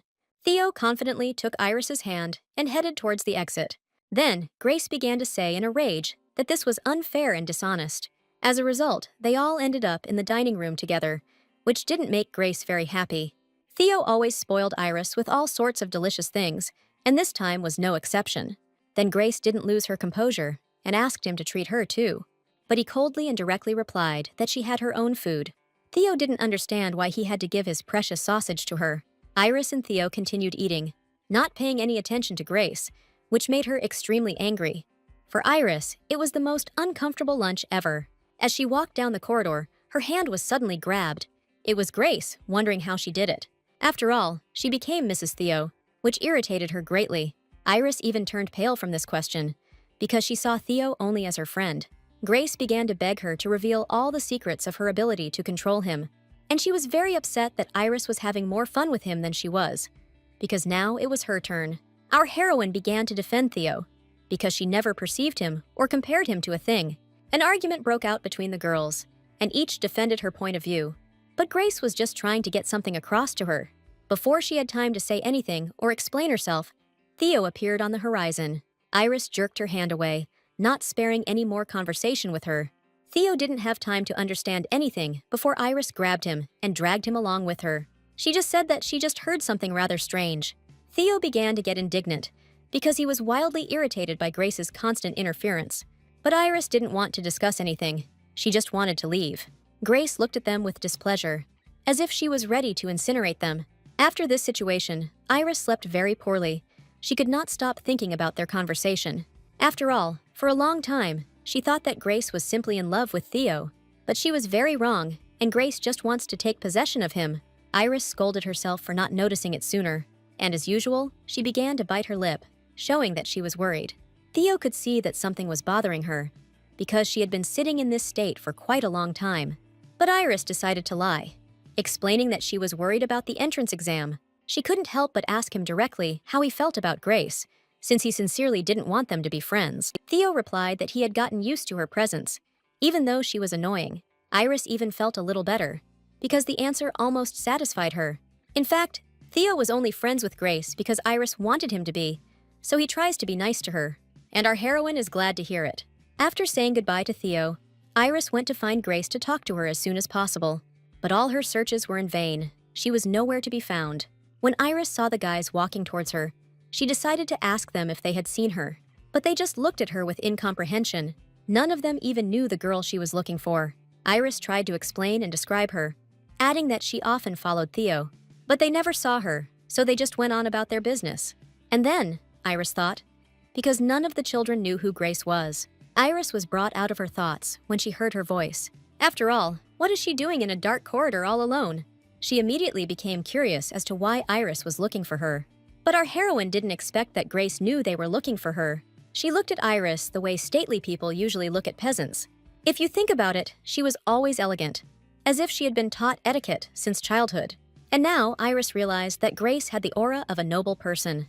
Grace has been trying to act like an orphan the whole time, and she is also disappointed that Iris didn't get it right from the start. Our heroine was confused, because what could such a girl be doing in this place when she had everything? Grace answered her directly. She was here to take the demon for herself. She could have asked her father to pick him up in no time, but she came in person. Grace also asked to pass Theo on to her, because if Iris tells him to, he will obey. Iris's face was filled with anger. After all, what right did she have to call her friend a demon? And even if Theo is hers, she is not going to give him up. Then Grace started making threats. She doesn't intend to tolerate such a tone towards her. But Iris is no slouch herself.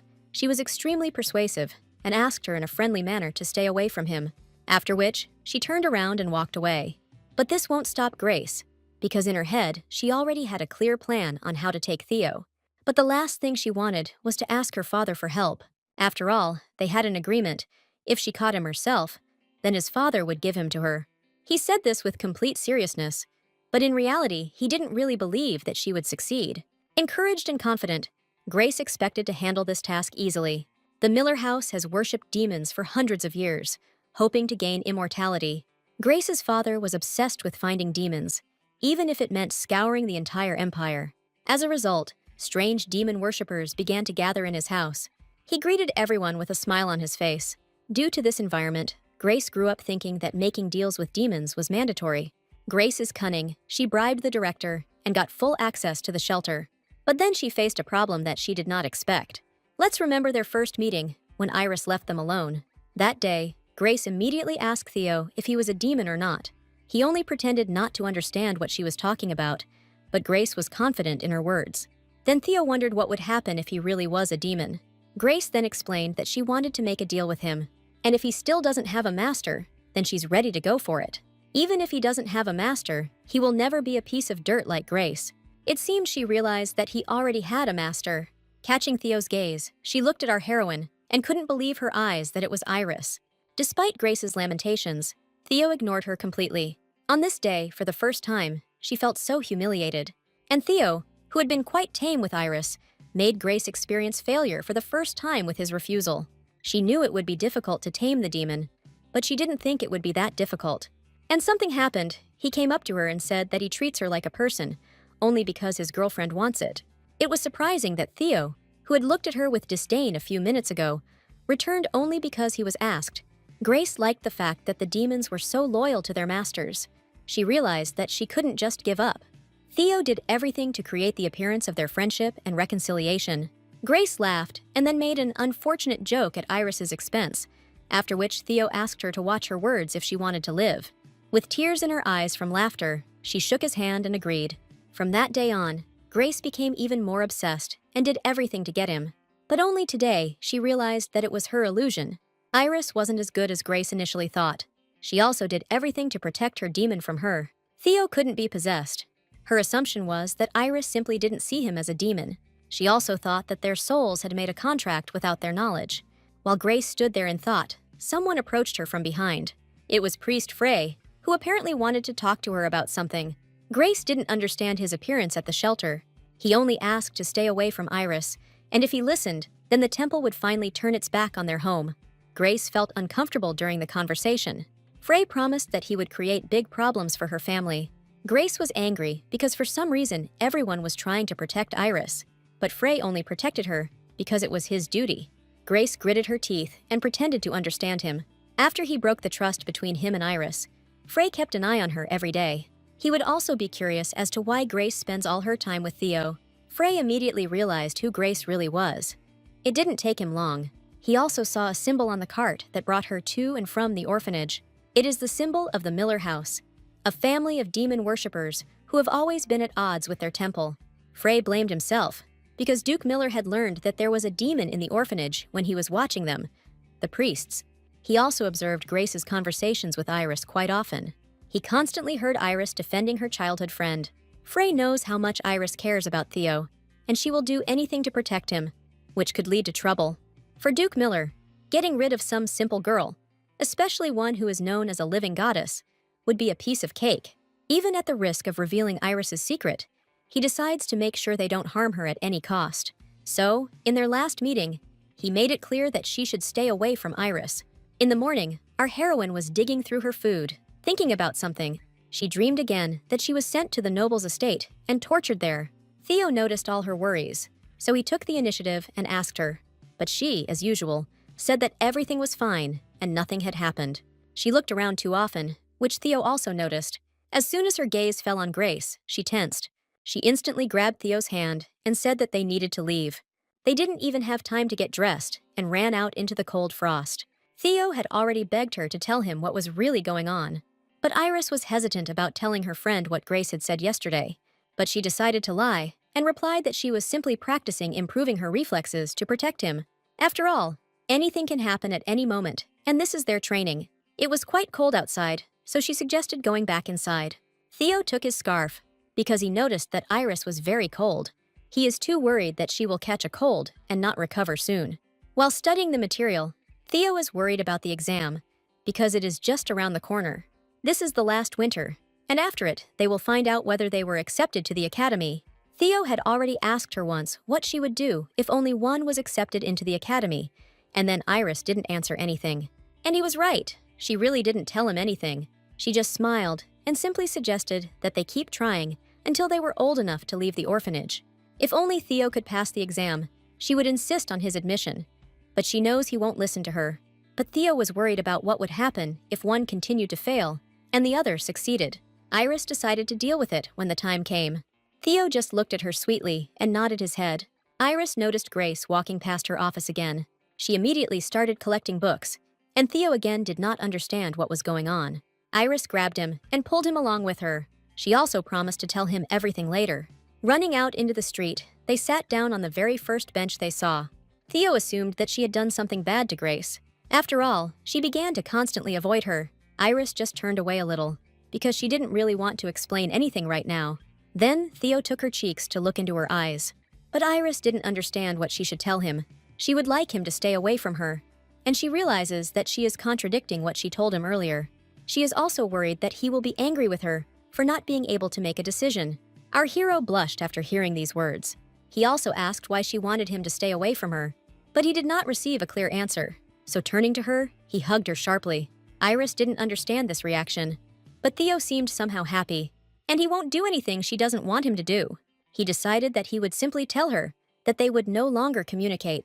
Our hero asked to let him figure it out himself and asked to wait. He seemed to know what was bothering her and also added that she shouldn't worry. Theo knows that Grace doesn't see him as a person. After all, she just wants to make a contract with him because she thinks he's a demon. Theo already knew about Grace's true intentions, and this made our heroine's heart clench. He doesn't blame Iris because he just ignored her, because he doesn't care what she does. Every time, she thought about what she had done, and it was as if she was torn apart. But Iris blamed herself, because she understood how painful it was for him to endure such treatment, and she didn't even think that all her actions aimed at helping could actually harm him. Theo reminded her of what she said, that even if everyone started calling him a demon, she would continue to call him by his name. He doesn't care what others say when she's around him. The child who had previously withdrawn into himself became strong enough to comfort her. Iris will always be by his side no matter what happens, and that's all Theo needs. Our heroine sat on a bench in full anticipation of her friend's return. It had been a long time since he had gone to talk to Grace. She even had the thought that Grace had kidnapped him. After a while, she decided to walk around and check. After all, she can't believe that he was kidnapped. Walking a little further, I noticed Grace and Theo, who were standing nearby and talking. To avoid being noticed, she decided to hide behind a tree. Hearing what Theo was saying, she froze, because it was as if he was confirming that he was a demon. Their conversation continued, and Theo decided to clarify. If Grace doesn't leave him alone, he doesn't even know what he'll do to her. He asked to stop being a nuisance and behave appropriately. At that moment, Grace's gaze fell to the side, and she noticed Iris standing there. Our heroine caught his gaze and decided to leave. Theo was pretty harsh with her, but she's sure it was necessary. She also remembered William talking about unusual powers, but she must trust her friend and just wait. Hearing footsteps, she saw Theo walking towards her. She waved her hand at him happily. Iris hopes he doesn't find out that she followed him and overheard the conversation. Theo asked why she waited for him outside, and didn't go into the house because it was too cold. She decided to answer that she was very worried about how their conversation would go. He suggested that they go back inside because she would get hypothermia. A few days later, Haley's teacher was surprised that Iris wanted to take the academic entrance exam. Teacher Haley is surprised that her student chose such a difficult path. She added that children's history books and academic works hardly explain anything. She was afraid that she might not understand what the content of these books was about. And she added that these books are not ideal for the exam. Haley's teacher decided to check if she was sure she wanted to take the exam, to which she replied that they worked very hard and had basic knowledge.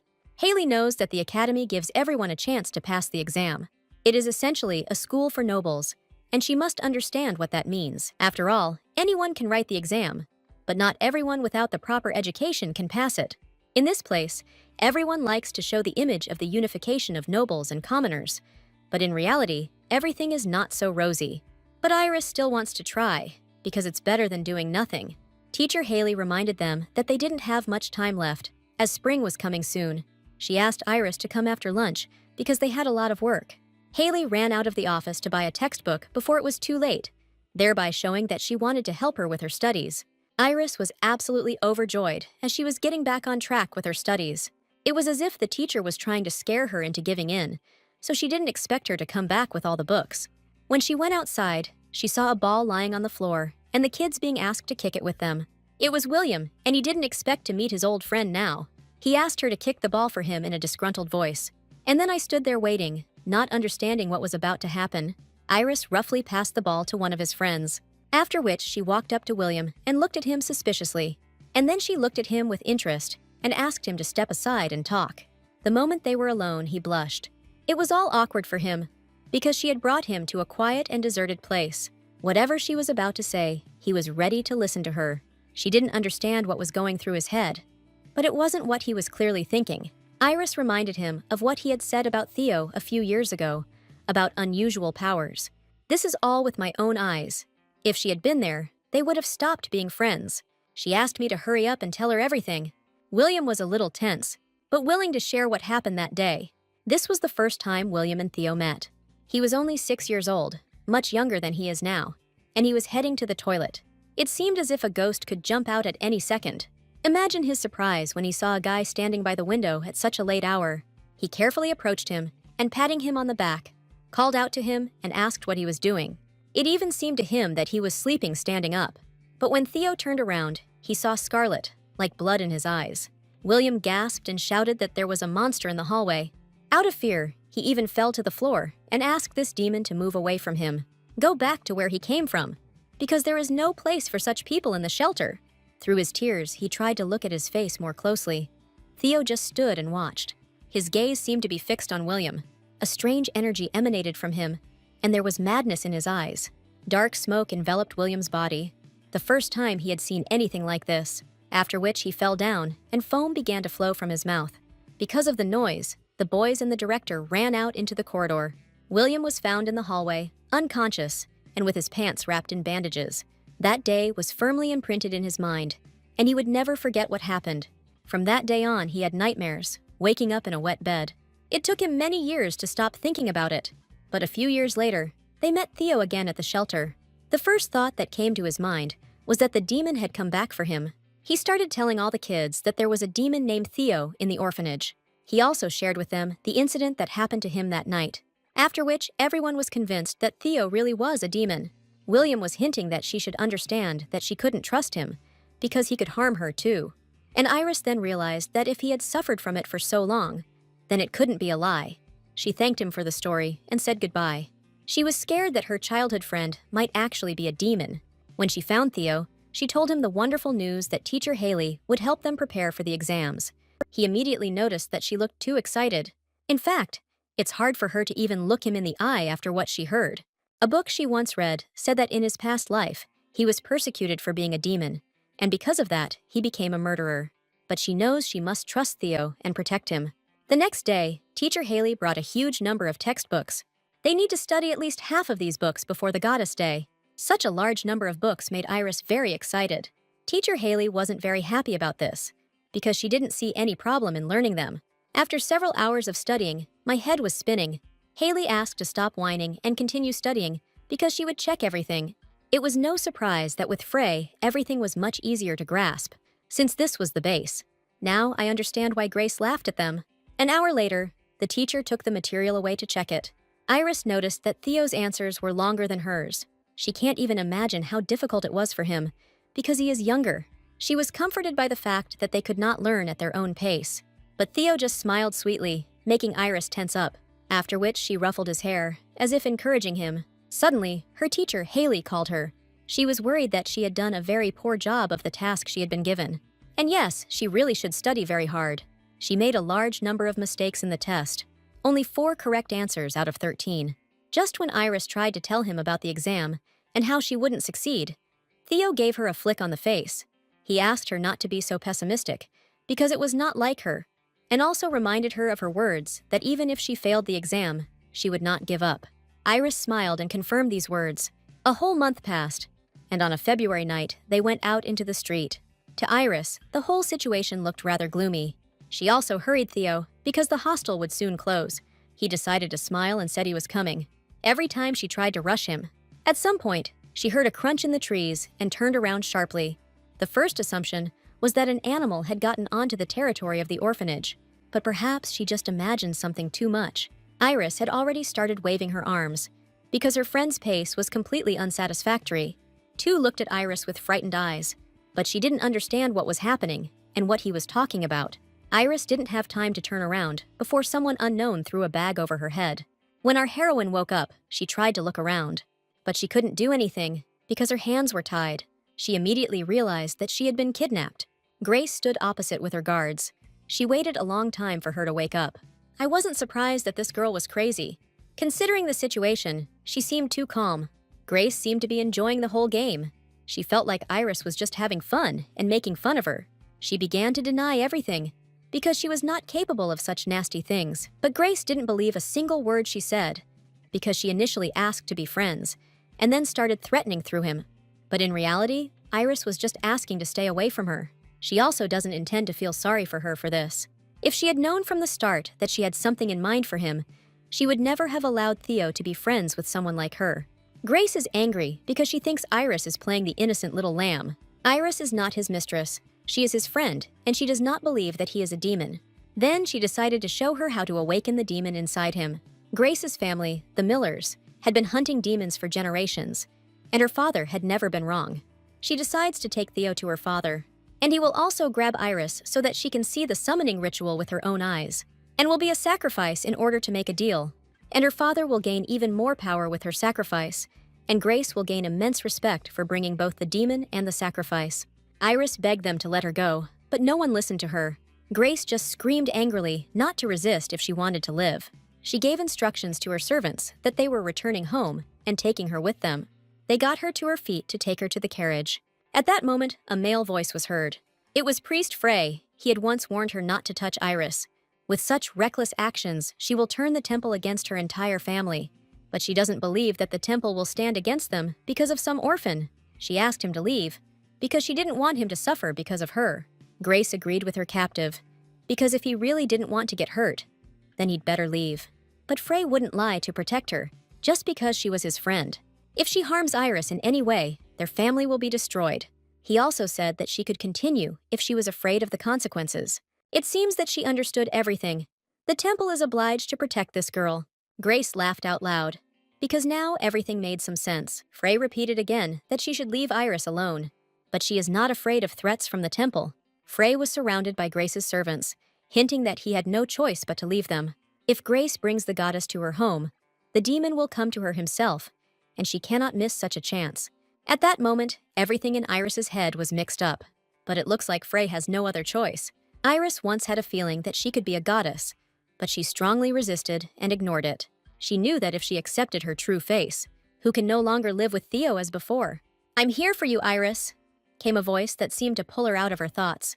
Theo stood and looked at her, and a dark force flickered around him. Iris quickly ran towards him. The first question that worried her was whether he was okay.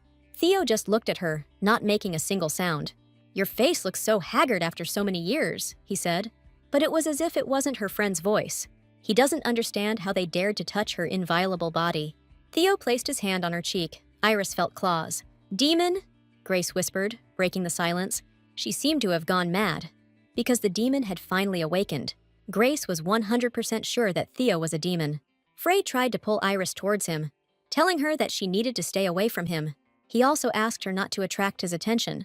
Otherwise, she would get hurt. But all Iris wanted was to help her friend.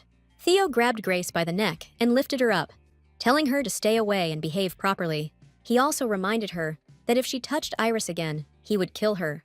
A crowd of servants ran towards them with fists and knives. Frey tried to stop Iris from doing something stupid, but she kept screaming his name. At this point, the magic intensified. Theo would not stand on ceremony. With his strength, he grabbed each man by the throat, after which they all began to burn alive. Iris couldn't watch all this. She came closer and asked him to stop. Frey, worried, shouted at Iris not to come closer. The magic was so strong that it blinded the priest. Theo was completely confident in his abilities. He was not ready to retreat. But something went wrong. He saw Iris in front of him. With tears in her eyes, she extended her hand, asking him to come back. She put her hand on his cheek to bring him to his senses. The magic began to dissipate. Theo began to regain consciousness. His hand weakened, and Grace fell to the ground. Theo landed on his knees in complete regret for what he had done. Priest Frey tried to pull her away from him, but she pushed him away and asked him to stay away from her. Then, he asked her to think about why this demon started to haunt her in the first place. It seemed like Frey was the only one with ulterior motives. It doesn't matter to her how eloquently he lies to her. She will never go with him. And even if Theo is a demon, she would rather die at his hands than remain a prisoner in the temple forever. Theo heard a voice telling him to take revenge on anyone who took Iris. He's worried that he's actually turning into him. Iris told him that she was considered a goddess, and that it seemed like some kind of joke to her. They were called goddess and demon simply because of the way they look. But now they are said to be true. But they are just kids who want a normal life.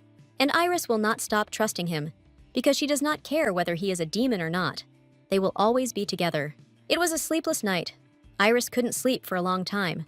The thought that Theo was a demon and she was a goddess did not give her any peace. She heard that goddesses must live in the temple their entire lives. The only thing it meant was that she would remain there forever under protection. This is not the life she wants. She just needs to be with Theo. Everything didn't go the way she wanted in her last life. And in the new one, everything is going in the same place. After our heroine fell asleep, she found herself in a dream she didn't want to be in. She returned to the peacefulness of this place she had grown accustomed to, but now it seemed suffocating.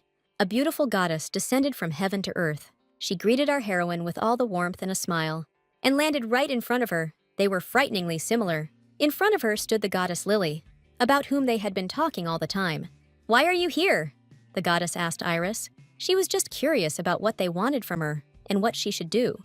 As it turned out, the goddess was her past life, and they have gone through this cycle countless times, bearing the consequences of their past choices. Iris will follow the same path. It may be different, but the outcome will remain the same. Our heroine will never give up, but this will come to an end someday. The goddess Lily leaned over and kissed our heroine on the forehead. The sun's rays covered Iris's face, and she woke up from such bright light. After she slept, she felt much better. The day before the entrance exam to the academy arrived, Haley praised them for their discipline. They have worked hard enough that they can rest. Theo will hesitantly thank the teacher for everything, and then the teacher stroked his head and said that he would succeed. Iris considered her their savior, but she can only say that after she passes the exam. Iris was warmed by the thought that everything would be decided tomorrow. Haley told them to go to bed early, but it seems like they'll be too worried. Theo promised that he would always be with her, that it happened that way they needed to pass the exam successfully. Iris agreed, and even suggested a pinky swear. Evelyn immediately ran up and looked for them for quite a long time. She took them by the hands and led them along. Evelyn seemed to glow, because she wanted to show them something. Iris followed her without understanding. There were little children standing in front who were very happy to see her. Evelyn immediately asked about the entrance exam to the academy, and she reminded her of her observation skills and information gathering skills. So they prepared a small party to wish them success in the exam. Each child came up and gave a small gift, and also there were pleasant wishes directed their way. Iris thanked each of the boys. She hugged everyone and said that she would never forget them. It was time for bed, and Evelyn decided to keep her company. Iris didn't understand what had come over her today. She only encouraged her friend that even if she passed the entrance exam, she would not leave right away. But Evelyn is worried that she might leave earlier than she plans, After all, Priest Frey told her that she would leave immediately after the exam. She just wanted to say goodbye to her in advance. It seems that the priest planned to take her to the temple after the exam, but she will make sure that everything does not go as smoothly as they all want. In the morning, Iris and Theo were met by teacher Haley and the director of the orphanage. The director feels awkward sending them off alone, as she didn't expect the noble family to show up unexpectedly for a visit today. But she is glad that a priest will go with them as a guardian. A man entered the room. It was the head priest of the temple. He walked into the office and decided to introduce himself. His name is Gale. The principal asked them to take care of and monitor their students. To Iris, it all looked rather suspicious. As they walked, the priest suggested that they were quite close. This made Iris even more suspicious. But he's just curious. He's an old man and has a lot of free time. The carriage was moving quite quickly, as if it had no intention of stopping. Priest Gale held his hand in front of her, and she seemed to freeze. He always wondered if it was true that he always protected her when she was in danger. At that moment, Theo ran towards her, because she could have been hit by the carriage. He grabbed her in his arms and covered her with himself.